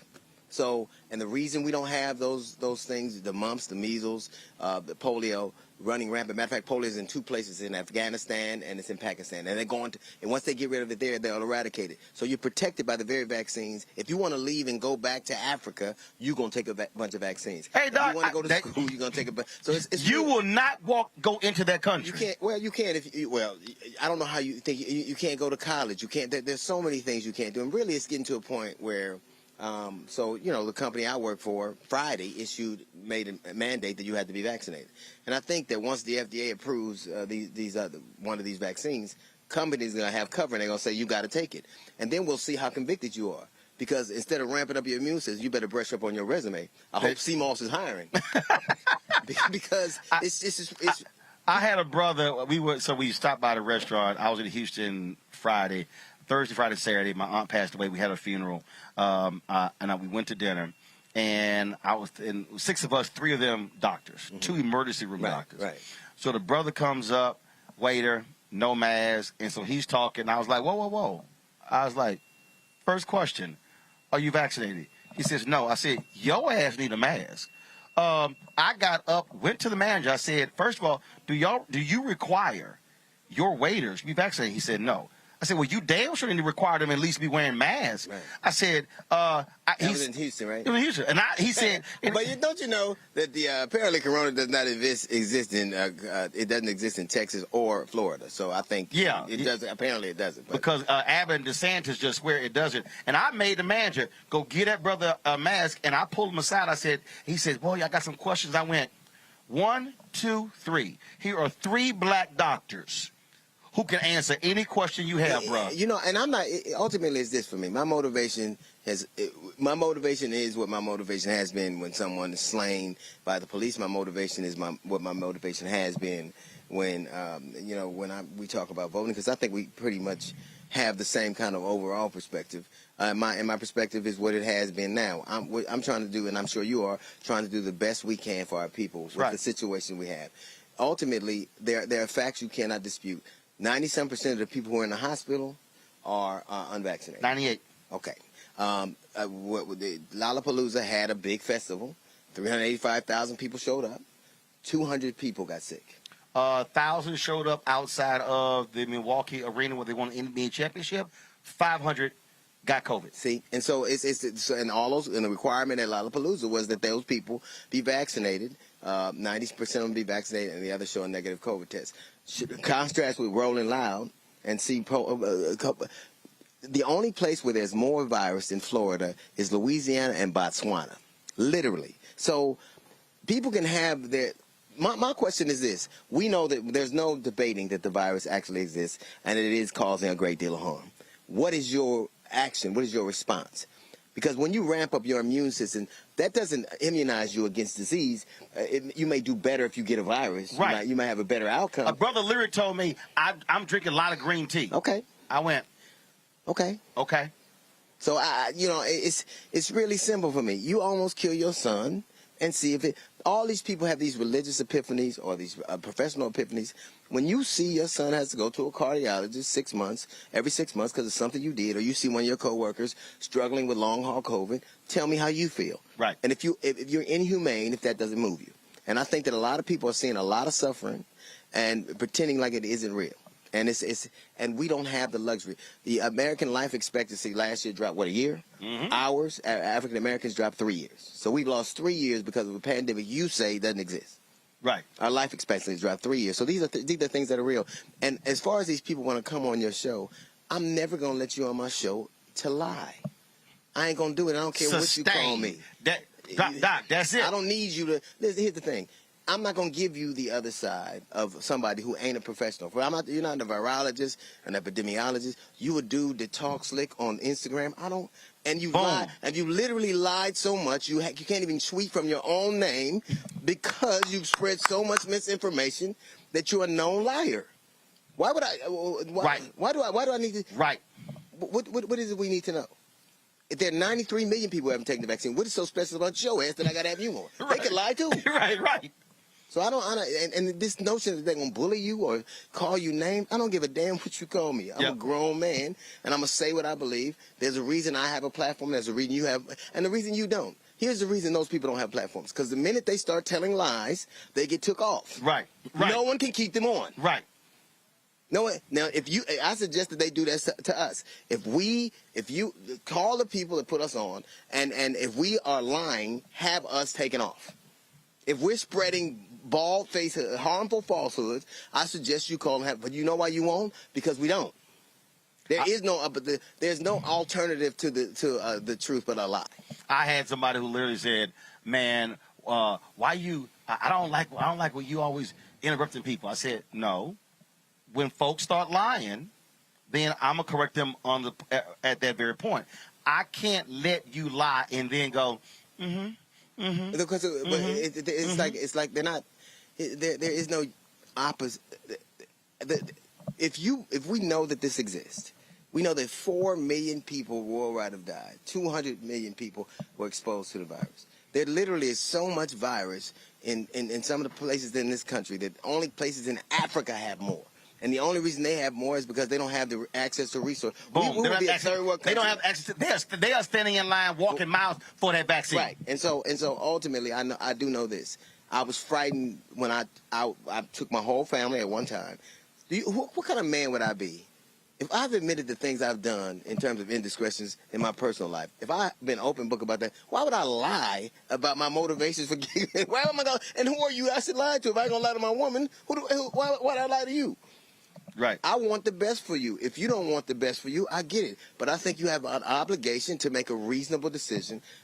I tell you what, when you get sick, find out what address those people you sent to Facebook, find out where their hospital is and go there, and stop going to hospitals where we need the resources for people who are in accidents. Doc, I'm the same way. So, man, always good seeing you. Likewise, man. I'm sorry I didn't get to play. It's all good, but we had enough. We had enough Omegas out there. So it's never enough now. No, that's always enough. It's always enough. That's why I kept this black and gold golf ball right here for you. Oh, I thought it was purple and gold. No, it ain't purple and gold. I didn't see it. I'm sorry. Joe Torre said the exact same thing.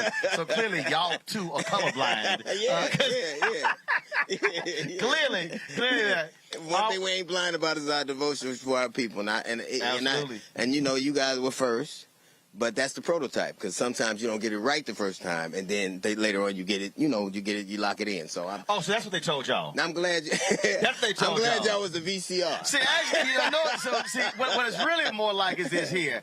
The difference between Alpha and Omega is sort of like, when you go to the club and they got that rope line and they walk up and you's like, I'm on the list, and they go, I'm sorry, I don't see your name. And then you got to go to that other club down the street. Right.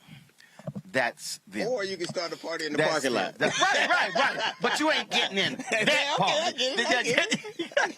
Right. You ain't getting in that one.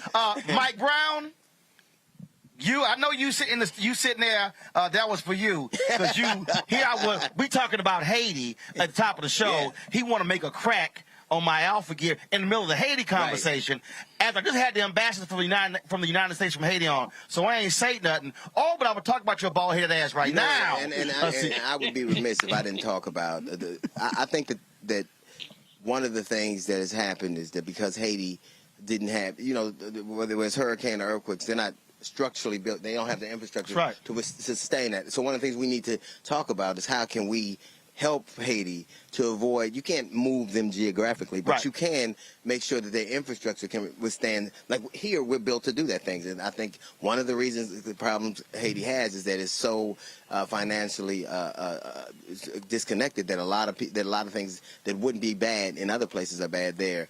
And they're digging people out of the rubble with their bare hands. And I just want to give my sincere condolences and my prayers, and I think we need to have a concerted effort as to what we can do to make sure that they have at least the rudimentary things you need to survive as a society. Well, we had the Haitian ambassador of the United States on, and I said, look, let us know specifically who are the proper groups to give to, because there's a lot of folk out there who are grifters. We want to make sure that happens. You mean the ones selling cures to COVID, those dudes? Okay.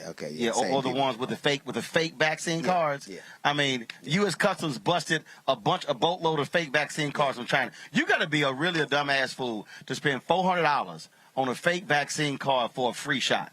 You got to be a dumbass dude to risk your life on a dude you met on the internet. That don't even work on Tinder. That don't even work on Tinder. Dear, always good to see you, baby. Always, man. I appreciate it. Thanks a bunch.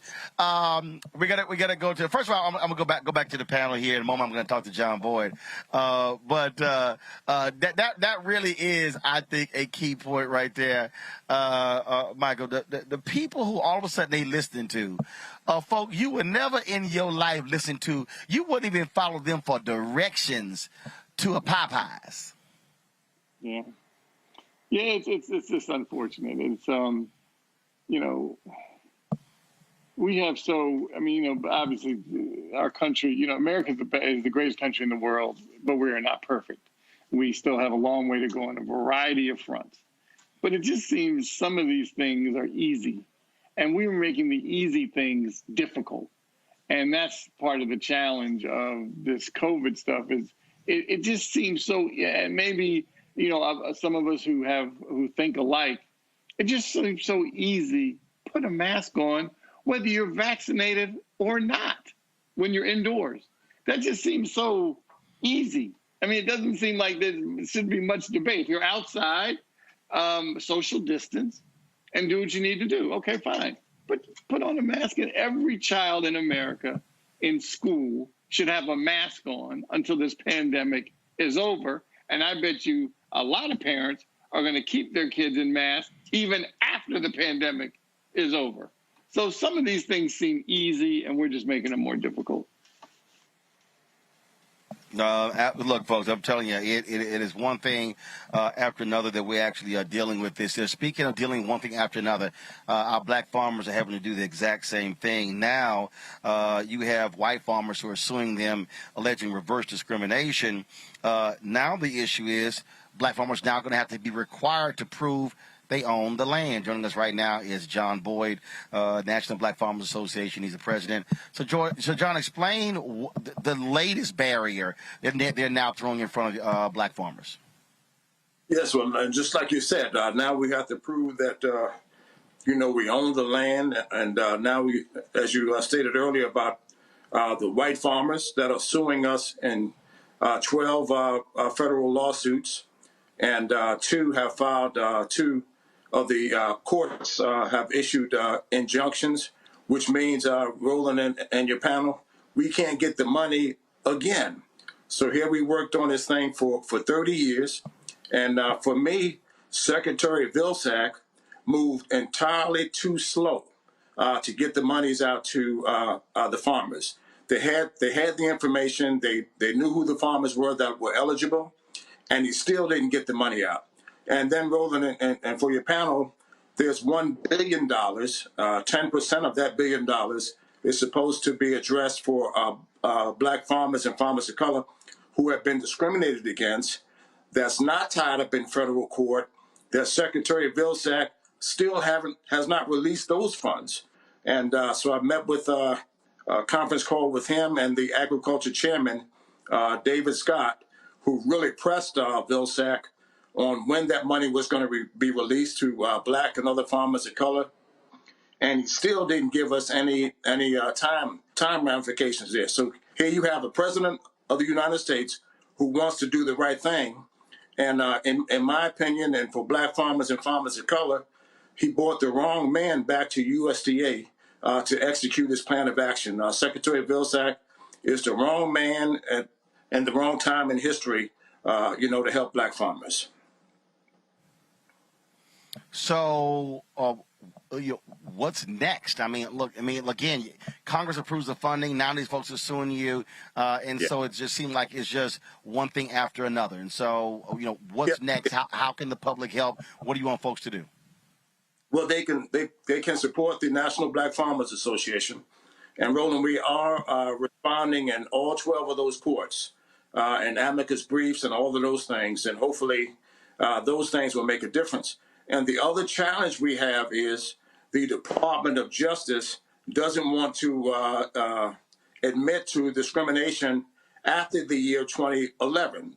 Discrimination for black farmers still exists today, and the Department of Justice hasn't fought this case vigorously enough by laying out the historic pattern that black farmers have faced in this country, from the history of slavery, the history of sharecropping, and Jim Crow, and all the discrimination and court decisions that they have all this documentation, and it hasn't been spelled out, in my opinion, for these judges to actually get a good, clear picture of what happened.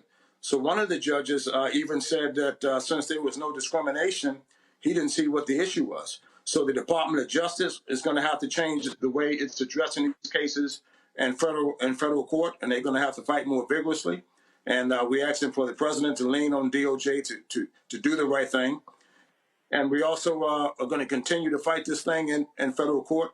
But we need the support of black community, and to spread what's happening through the eyes and ears of people like yourself, Roland, who continue to stay on this issue.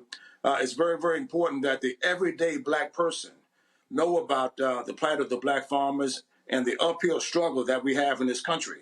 Here it is, $5 billion. We can't get our hands on it.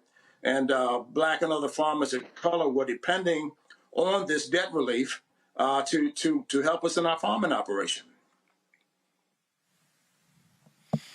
All right, John Boyd, National Black Farmers Association. We surely appreciate it. Thanks a lot. Thank you, Roland. Thank you for having me. All right, folks. Got to go to a break. We'll be back. More with Roland Martin Unfiltered here at Spanish Hills Golf and Country Club, Camarillo, California, site of the 8th Annual Seth the Entertainer Celebrity Golf Classic.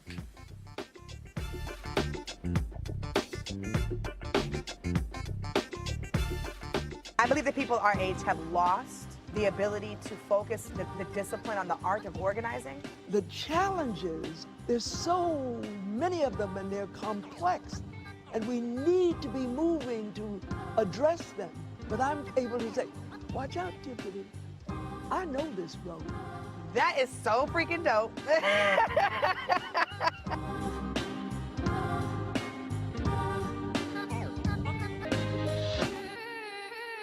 ain't just about hurting black folk. Right. We got to deal with it. It's injustice. It's wrong.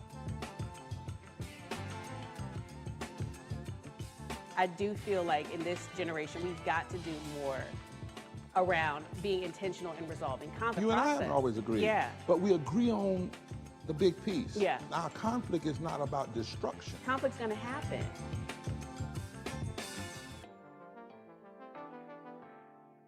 Seek.com, we are partnering with them, of course. We appreciate their support right here on Roland Martin Unfiltered. Check out a couple of their products that you can take advantage of. You're watching us on Seek. What's going on? This Quavo Huncho. Right now you in the Huncho's world. Please let the music play.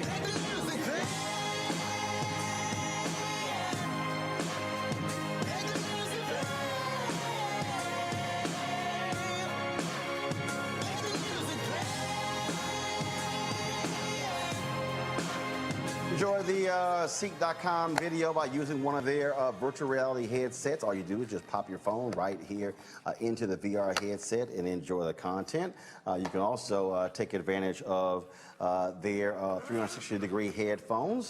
These headphones here come in a couple of colors, black and gold, but then also all gold. And so you can check these out. If you want to use our promo code to get a discount, it's RMVIP21, RMVIP21. Then, of course, a portion of the proceeds comes back to Roland Martin Unfiltered, which allows for us to fund the show. And so this is a black-owned company, and we certainly believe in supporting black-owned companies. Mary Spiel is the founder. And so, again, go to Seek.com and use the promo code RMVIP21. Hey, I'm Arnez Jake. Black TV does matter, dang it. Hey, what's up, y'all? It's your boy Jacob Lattimore, and you're now watching Roland Martin right now. Stay woke. Man, I don't give a damn about no punk-ass cues. Don't care about no cues. Don't care. Man, I don't care. First of all, I told y'all got...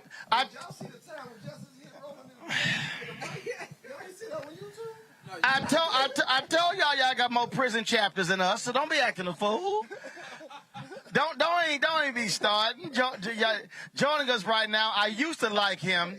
I used to like him. You know, I used to like that. That's what the alphas always told y'all. Come on now, don't now you know. Now you know, because we had a chant. We party all night, we stay up late, but most of all, alphas graduate. David Justice, y'all. Long time, my man. Good to see you, Roland. What's up, Doc? Always good to see you, brother. Absolutely. I'm telling you, it's a pleasure, bro. Always. Good time out there? We won. Y'all did? Yeah. What was the score? I mean, I was over here working. I don't remember what our score was, but we see right there. If you can't remember your score, how the hell you won? The discrepancy in what I'm unsure about. Oh, that was a discrepancy. Was the one hole that we got the hole in one. I wasn't on the card, so I don't know how many down I should put. But y'all got a just hole know, in one. Now, was that the one? That's the one you purchased the hole in one? Yes. The par 5. Yes, because we figured we have to purchase this par 5. Right. We did too. Everybody's gonna be purchasing it. Yeah, we did and it too. could be a difference maker. It costs $500. Hey, and it could be a difference maker on whether or not you're at the podium. Right. So we purchased it, and needless to say, we were rolling. We got first place. Yeah. But you don't remember the score y'all shot. No, why is that? Go check, Roland. So how in the hell you won first place, but you can't say the score? Because I wasn't on the card. Like we Roland. shot, you were on the card. So no, my other guy was keeping the card. How weren't you on the card? Because I don't like doing the card. I told y'all he don't make it. It I gotta focus. See, right there. I gotta focus on my game. See, right there. Mike, I gotta focus on my game. Right there. You know, I ain't got time for the card. Math involved, I ain't or got make us card. leave the room. Hey, and the moment they looking for the loudest guy in the room, the alpha show up. Look, every time we played an alpha team in sports, it was always a domination by the Qs. Why is that? Why do alphas not have no athletes? I'm sorry. Well, first of all, that's a lie. Why is that a problem? Now we know. My history. No, hold on. Now we know that's a lie. We play charity basketball game against alphas. Now we know that's a lie. And the alphas begging us to stop. Now we know that's a lie. The Qs. Now we know that's a lie. I don't know why y'all so afraid of the Qs when we walk in. First of all, ain't nobody afraid. Ain't nobody afraid of the Qs. Every time I see an alpha, he running to go get a pencil on the pad. Ain't nobody afraid of the Qs. Y'all so afraid of us, man. There's something about that purple and gold. Because when y'all walk in, you got your probation officers with you. So when you walk in, you got law enforcement with you. So as alphas, we are afraid of getting caught up in y'all and law enforcement. Okay, so what you basically saying is y'all kind of soft. No. What we saying is y'all have criminal records, and what we're saying is. Hey, Roland, you sound very Trumpish right now. You're talking a lot of junk, but I can't fact check that because Roland, I'm an educated Q. Now that's rare as hell right there. No. See, you talking like a guy who only knew the Qs who used to take your lunch money. So you only thinking about them Qs. No, there's other well-respected Qs out here. We won't take your lunch money. It's about 6 of y'all. We won't take your lunch money. It's about 6 of y'all. We'll let you play golf with us. We'll let you, we'll let you into the club, for a discounted price. It's literally about 6 of y'all. We got 6 million of us. First of all, that's no, you legit. Don't. No, you don't. Now, hold on, stop. Hold on, right there. Every dude that wanted to be a Q but was scared became an alpha. Didn't nobody want to be a Q? I'm just saying. Why does one want a secondary organization? Fact check it. Fact check what? Yeah. Every alpha. You right now are sounding like Black MAGA. So here's what happens. Right now you sound like Black MAGA. Young dude come to college. He said, I want to be a Q, but they just look too legit. They look too real. They too raw. Real? The Qs. First of all, that purple and gold. The reason that's likely not gonna happen because y'all likely not on the yard because y'all got suspended. Roland, why you interrupting me? You hear me? Because you sound like Black MAGA. Black MAGA. So what happens is the young fellas, they come onto the yard and they want to be Qs, but just something about them Qs, they feel like I just can't do it. They just too legit. So, it's easy to be an alpha. I'll just go over here. All I got to do is keep a C grade, C average, walk around with button-down T-shirts and some docksiders on, and I can be an alpha. Hello, guys. I'm an alpha. Where are the Qs at? They the one over there. So here's what happened. Roland, you remember Roland. So now that y'all heard fiction, now let me give you nonfiction. What actually happens is when the young brother arrives to campus, he says, "Where are the fraternities?" They say, "There go the alphas." They typically will say, "There go the kappas." Then they'll say, there used to be an Omega chapter, but they've been on suspension for the last several years, so they will not be returned to campus for another 4 or 5 years. I mean, that's typically... Hey, Roland, I can understand, because I can hear it in your voice how much you wanted to be a Q. Never. I can hear it in your voice. When I say there was no consideration, that was like zero consideration. That's because we wouldn't have you. I probably would have picked Iota or the Sigmas before Omega. You know what it is? That's kind of... y'all can never win a GPA contest. Now you know. You know what it is, Roland has been traumatized by the cues. I ain't been traumatized. And I'm just simply saying. He need therapy. He need I'm a little just simply therapy. saying. A little time in therapy. It's like Roland will get you right, I told Ricky Smiley. You know something up with the Omegas when they got Shaq giving public lectures at their convention, giving workshops on public speaking. How you gonna what? How you gonna talk about Shaq like that? Well, let me call Shaq. Call Shaq. Whoa. I ain't gonna let you sit there and talk about my friend Shaq. What? I'm just saying.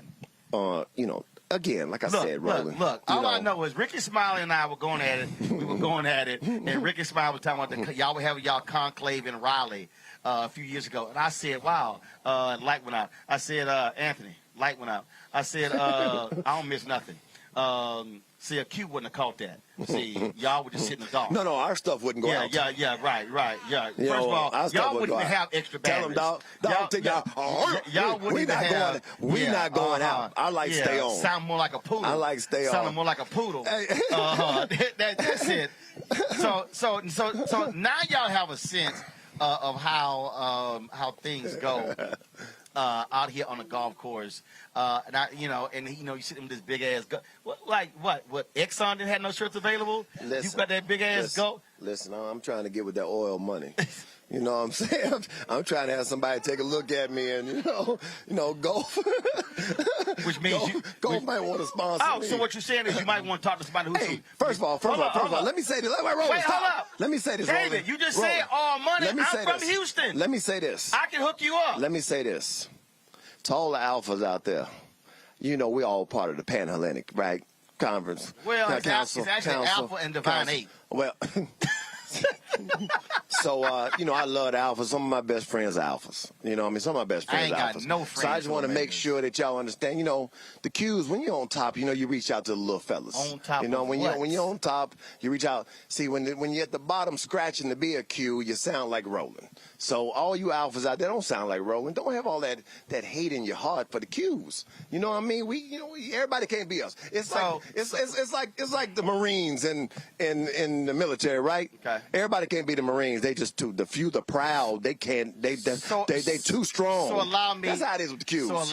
They don't want to come in. They can't be a cue. So what do? They look around and they say, "Well, I'll just go to the Army. I'll just go to alphas. Alphas easy. They just letting you in." So allow me to all say. All you gotta do is carry a pencil in a book bag. So allow me to say this. Carry a pencil in a book bag and you be an alpha. So allow me to say this. You have just witnessed the first confirmed case of CTE in a baseball player. You have just witnessed the first confirmed case in a baseball player. Hey, Roland, listen. Now, on that one, I don't appreciate you talking about my CTE, man. No, I ain't told the public yet. That's some bull crap, bro. Now, you and Omega, you probably spell it CET. But hey, Roland, be quiet before I hit you with my pencil. See, you better do a tag team and bring Joan over here. Joe already ready to choke you out.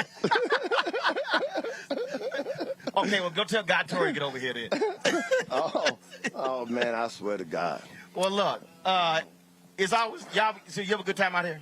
It was a great time, man. It's always great to be able to come and see you, see all the fellas, man, because, we don't really get a chance to see each other because everybody's got lives, families, they work, they doing their thing. So to come out here, Roland, to see everybody, it's always a pleasure, man. Like I told you earlier when we were talking, bro, it's always good to see you. You doing your thing, bro. You know what I mean? And it's great to see you, man. I tell you, I'm always locked in on what you're talking about because you're knowledgeable. You put it in a way in which is easy to digest.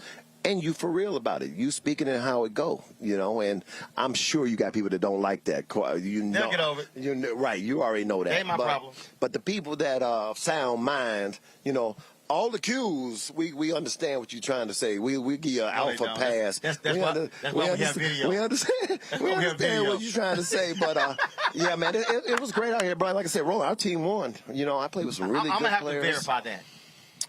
Yeah, you said take the facts. I'm going to have to verify with Said to see who. Well, you can, for once in your life, I was told I won close to the pin, so I need to make sure I got it. I won by 6 inches. I need to make sure I get my prize. Closest to what pin? Hold up. First, I hit mine 6 feet 5. Closest to what pin? Now, we know there were several close to the pin. We know you won 1-3-3. Stop tripping. You saw that, didn't you?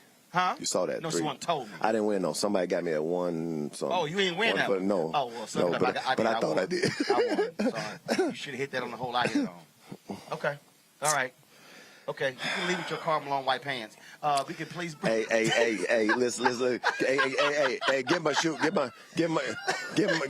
my shoes in there too now, because my shoes. They're cute. See what I'm saying? See, the Qs know how to put outfits together. But guess what? There's a reason why on Roland Martin Unfiltered we keep lotion. Don't even try.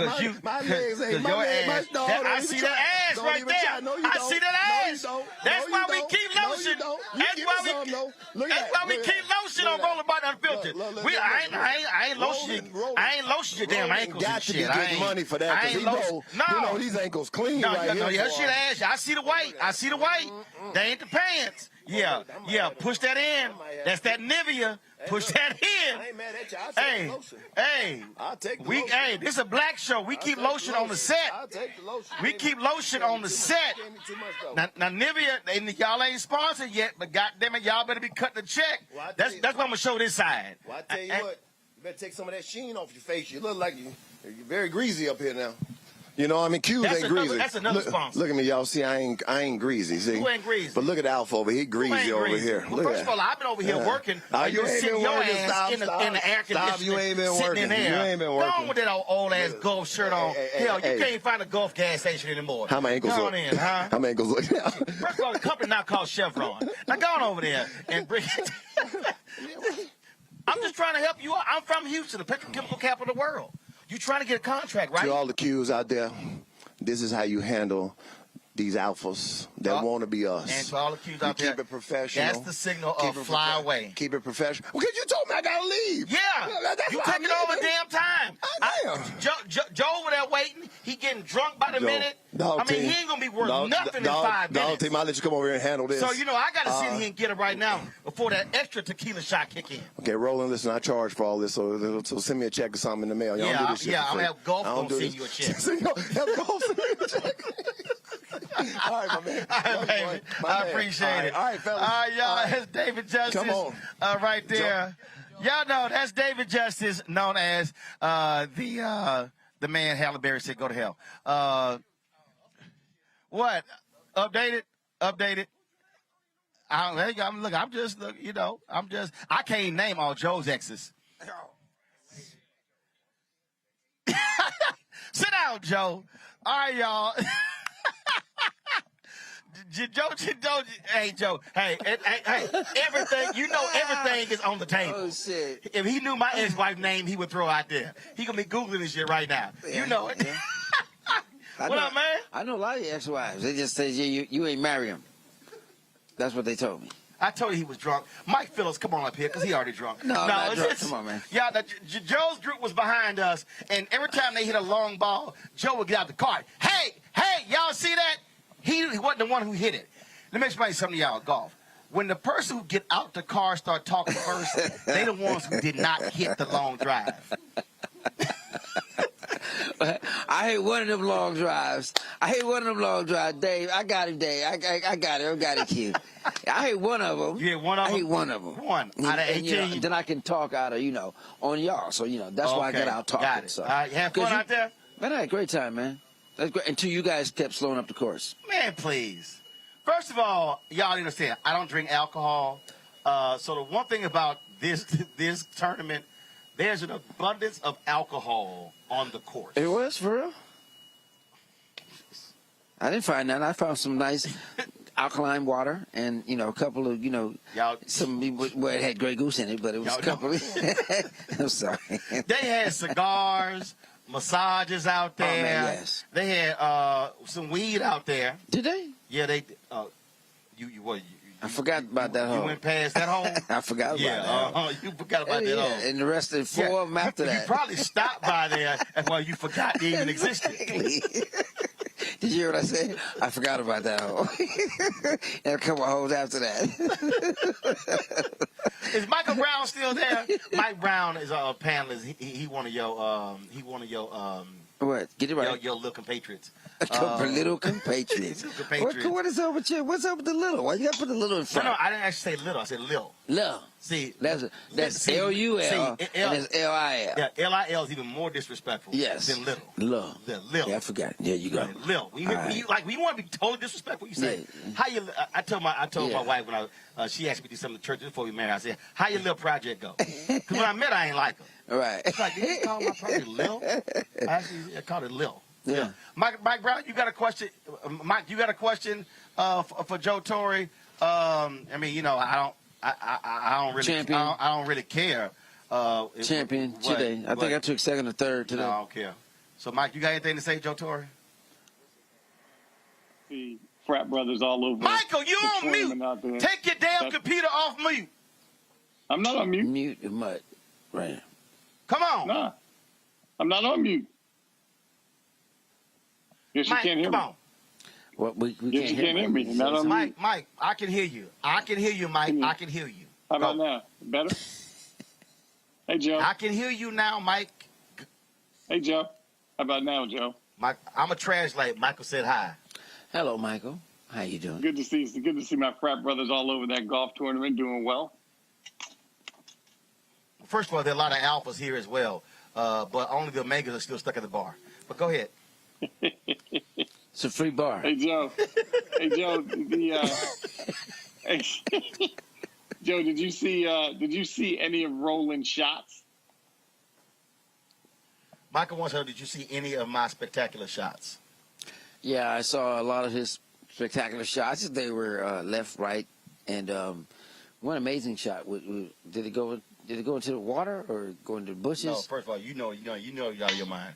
Now, when you say I saw one good drive. First of all, when you say left, right shots, I'm left-handed. I hit left to right draw. So you're absolutely right. I hit left to right draw. I mean, I do too. That's my specialty. But I'm talking about Army left, right, left, right. No, we don't do those. For real? We don't do those. You went in the bushes? No. You didn't go in the bushes? I had to go pick somebody else's damn ball up. Oh, that's what you was doing. Yeah. Oh, I'm going to the bushes. Your ball. First of all, I can afford balls. Well, yeah. So therefore, if I go to the bushes, I ain't going to look for it. Okay, all right. Cool. So it wasn't yours. You was going to get somebody else's ball. All right, that story you sticking with? What? Everybody know that. Okay, all right. But what I hear you said that was a drive you saw that even you said, damn. No, I didn't say damn. Oh, I said, okay. No, you didn't say the Kevin Hart damn. You went, damn. No, I didn't get deep with it. You know, bass was in. No, that was the bass. That was bass. It wasn't all treble. No, for real. I said, all right. I said, see, right there. That's a hater right there. No. All right. All right. Shit. Damn, I gotta give his ass credit. No, he got that one. Yeah, it was that one. He got that one. Oh, he tagged that one. Then when you see what you got, if I'd have saw another one, then I'd be like, damn, okay. Now I've seen you, and I talk about the putt you made, in the OJ tournament. The putt for the. Oh, the OJs, right? Exactly. Oh, first of all, he said the OJ tournament. I was like, I ain't never been with OJ Simpson. The OJ's tournament. Yes. Up in Canton. Right. So y'all, we were playing at Firestone. Oh my God. Firestone Country Club. So I had to do my Tom Joyner segment. I'm literally doing it on the phone. I walk out. No practice. No practice putts. Nothing. It was like a 60 or 70 foot putt. Around y'all, the bend. I'm talking about you had to hit it like it here. You had to hit it up, down, curve, it was all that. I walked up, one ball. I was like, watch this. Talking shit. Drained it. After about 20, 30 people have we tried. Right. All of them missed it. Eddie's still like, how the hell you hit that damn For real. I'm still like, how the hell you hit that bullshit. I was like, it's... anyway. But for real. And that's what I can say. So that was a damn moment. Like, damn. Because I got close. But I was like, damn. It was a nice-ass watch I won, too. It was a real nice watch. You walked up smooth, like out the crowd, like it was written for you. I was like, who wrote this script for his ass? Had the swag in that walk. All that. You had everything going on. Talking about Ohio and Ohio State. And you was using ping, pang, ping, ping, pap. I was like, let me go out. Let me get out this moment. This is his moment. Sometimes you just remember I had one more moment. What was that? No, remember at the awards deal? Remember when Eddie asked me to get awards out? And I said, y'all ask me again for free? Yeah. I see y'all gonna be singing for my parents' wedding anniversary. Yeah. Now you know that actually happened 4 years ago. For real? Eddie got that call. I said, remember all them free ass speeches I All kept them, doing? yeah, you took over that whole. So yeah, I took over the Warsdale and I was killing. He was killing. So somebody goes, Joe, why don't you go up there? Joe said, shit, that mic too damn hot. I said he hot.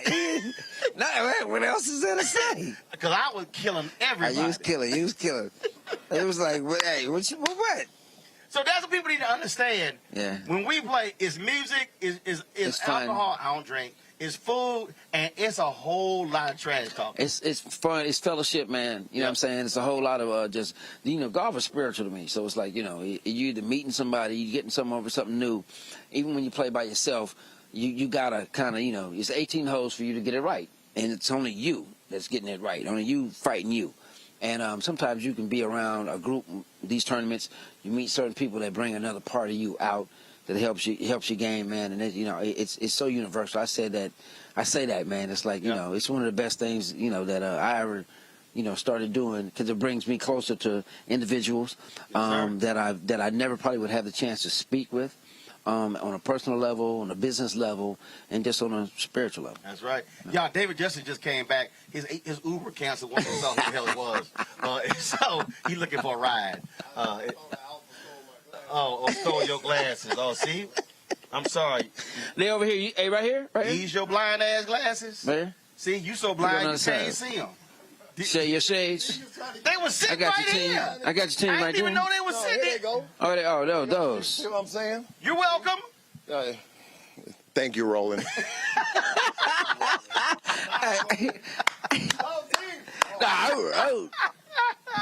can't, dog. Oh, man. Joe Torre, baby. Always good, man. All right, man. Come on, man. Always good. Good seeing you, baby. You too, I gotta bring in Mike Phillips. Because Mike gonna tell his great story, y'all. So, Mike was Harriet Tubman. Mike was Mike pulled an underground railroad, expeditious type thing. Okay. Avis DeWeaver and Omakongo and Mike, I don't know if y'all are aware of this story. So Mike is going to share with us how he went Harriet Tubman at a NASCAR race playing the national anthem. Mike, come on out here. Y'all got to hear this story. Avis and Omakongo, Mike, like, what the hell? I'm intrigued. I'm definitely intrigued. All right, see, this is why.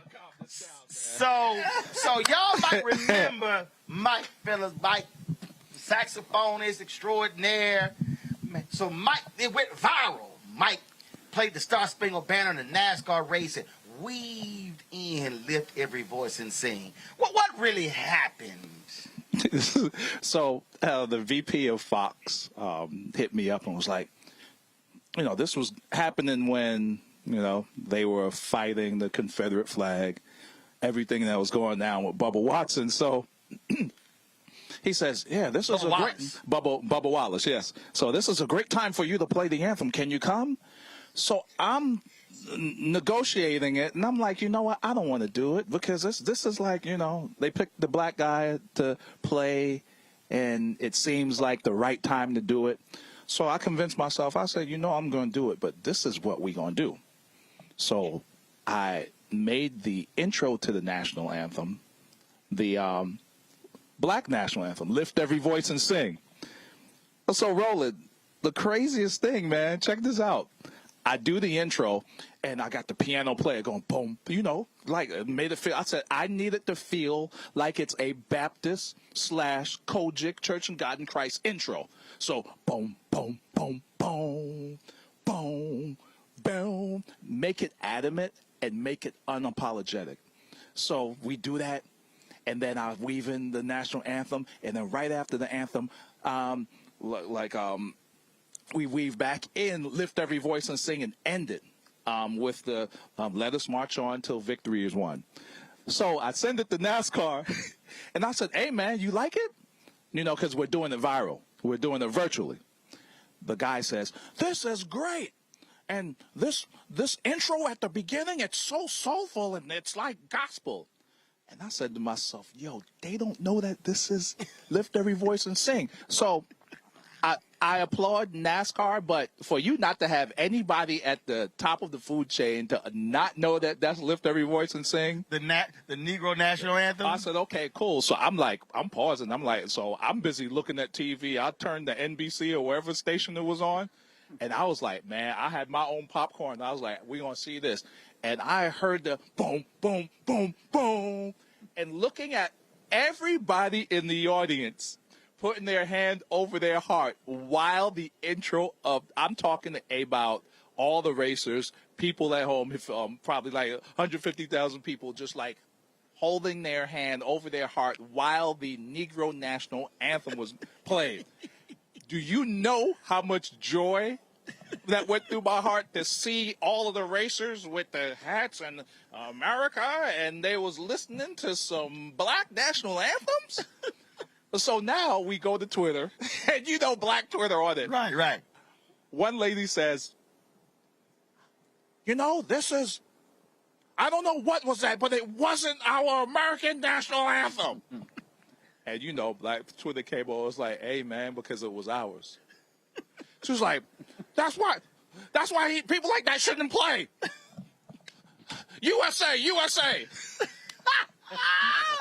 And I said, did I just pull a coup? Hey, and you know what? At the end of the day, this disparity between the people who are playing sports and the owners, it's so lopsided that if we're playing a sport for you, we would like to hear a song that correlates to our struggles that are constant in America. So standing for that song is important. So if you don't want to play it, guess what? I'm going to sneak it in, and we're going to play it, and y'all going to stand, and you're going to pay homage to a song that explains everything about our struggle.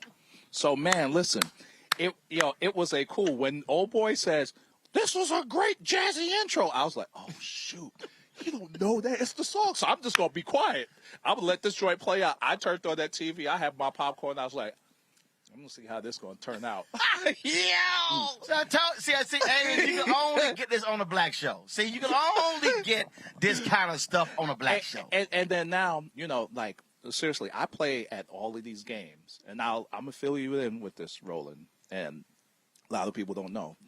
When I play, whether it's a Super Bowl, NFC Championship, and you hear me play the national anthem, the most part where people clap is when I hold the long note on Land of the Free. So why did I choose to hold the note on Land of the Free?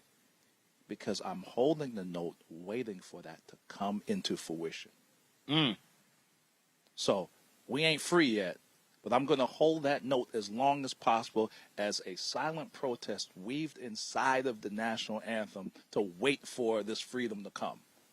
So people think it's a ploy to get people up. Oh, my God, he's holding the note and people are clapping. But no, I'm playing it as long as I can because that's how long we've been waiting. So, you know, when I play it, I have to really take in consideration the fact that music has the ability to bring people together. So when you look at a person with a Seattle jersey, a person with a Falcon jersey, and they're holding hands, okay, there is a temporary moment of everybody together, but guess what? After it's finished, everybody digs into their ideology and micro-reality. Now we're back to the Hatfields and McCoys. But to be at a point where everybody can be unified musically, it's a beautiful space.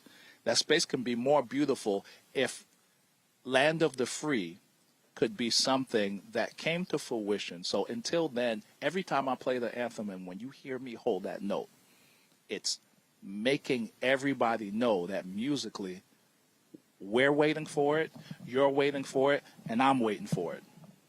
My man, Mike Phillips. There's no doubt, man. I appreciate it, my brother. And I see you out here hitting closest to the pins, golf game, he be putting these bear claws on these people on this golf course, yo. So, you know, as black people, we just approach the game differently. So we love the PGA and the button-up style of golf, but the way when we get down, the banter is different, the energy is different. We will take this energy of golf and make it our own. The fraternity is repping. We got DJs on the course. So, yes, the culture and the game has changed because we have arrived, but we're not going to play it solely by your rules. So, Roland, you've been an advocate for the game, how you do it, and then you don't change on the course because some of these dudes, and some of y'all be tripping because as soon as you get on the course, your whole vocabulary change. Hey, Bill, I've been aggregating elsewhere, virtually make it impossible for me to entertain your needs to be loquacious. But if you leave a grandiloquent utterance at the tone, I will appropriate a response as expeditiously as possible. And then, you done lost the hood that you came up with just because you're trying to conform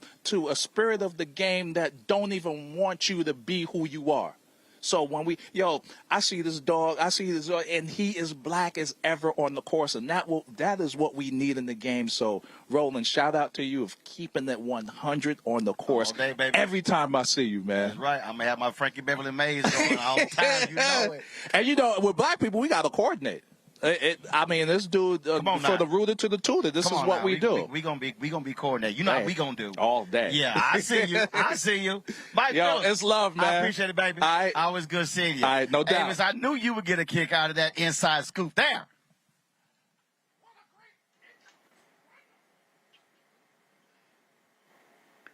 Well, I can't Avis, imagine. go ahead. You got. No, I'm just saying, I can imagine the Bubbas at home were probably having a heart attack and trying to figure out what was going on with the national anthem. Yeah, Omakongo, they were like, well, what did he just do? See? I told you pull a Harriet Tubman on him. That's pretty impressive. And I can see folks going ridiculously nuts on Twitter about that as well. And it's kind of like a double-edged sword because it's like, you mad that folks don't know the history, but it's like if they did, he wouldn't have been able to sneak that in. But so now it's out there forever. I'm going to go find that joint. That's pretty hot. Well, no, you don't have to find it because we got it. Watch this. Okay.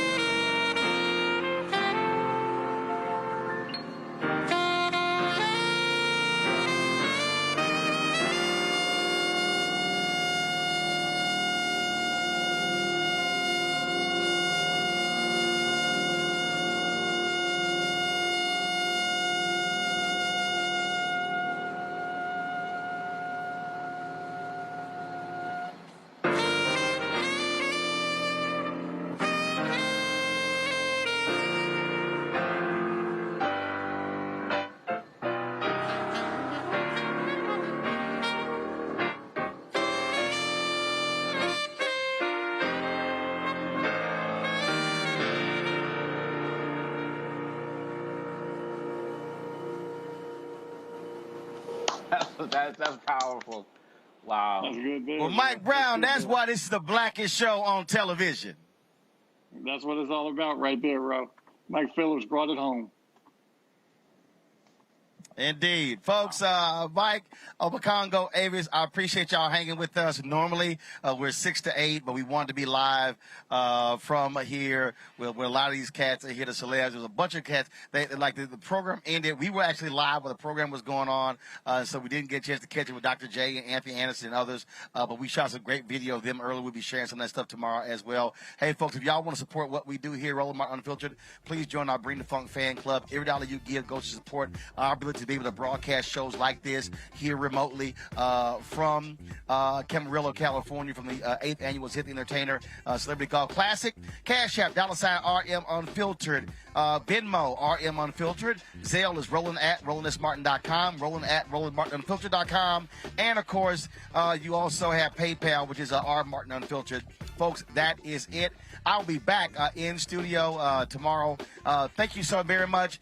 Seth the Entertainer, Bill Hammond, all the folks at Hammond Entertainment, Spanish Hills Golf and Country Club here. We had a fantastic day. Cedric told me my team took second. We shot 17 under. So I'm looking for my daggum prizes. So that's it, y'all. I will see y'all tomorrow. And also, later tonight, we're going to restream the VIP party from last night. Amazing. Eric Benet, Philip Bailey, Valerie Bailey, all these other artists performed last night. Y'all, only Roland Martin Unfiltered is broadcasting live, bringing y'all this stuff. That's why we do what we do. We keep it real, keep it black, keep it unapologetic, keep it unfiltered. I'll see y'all tomorrow.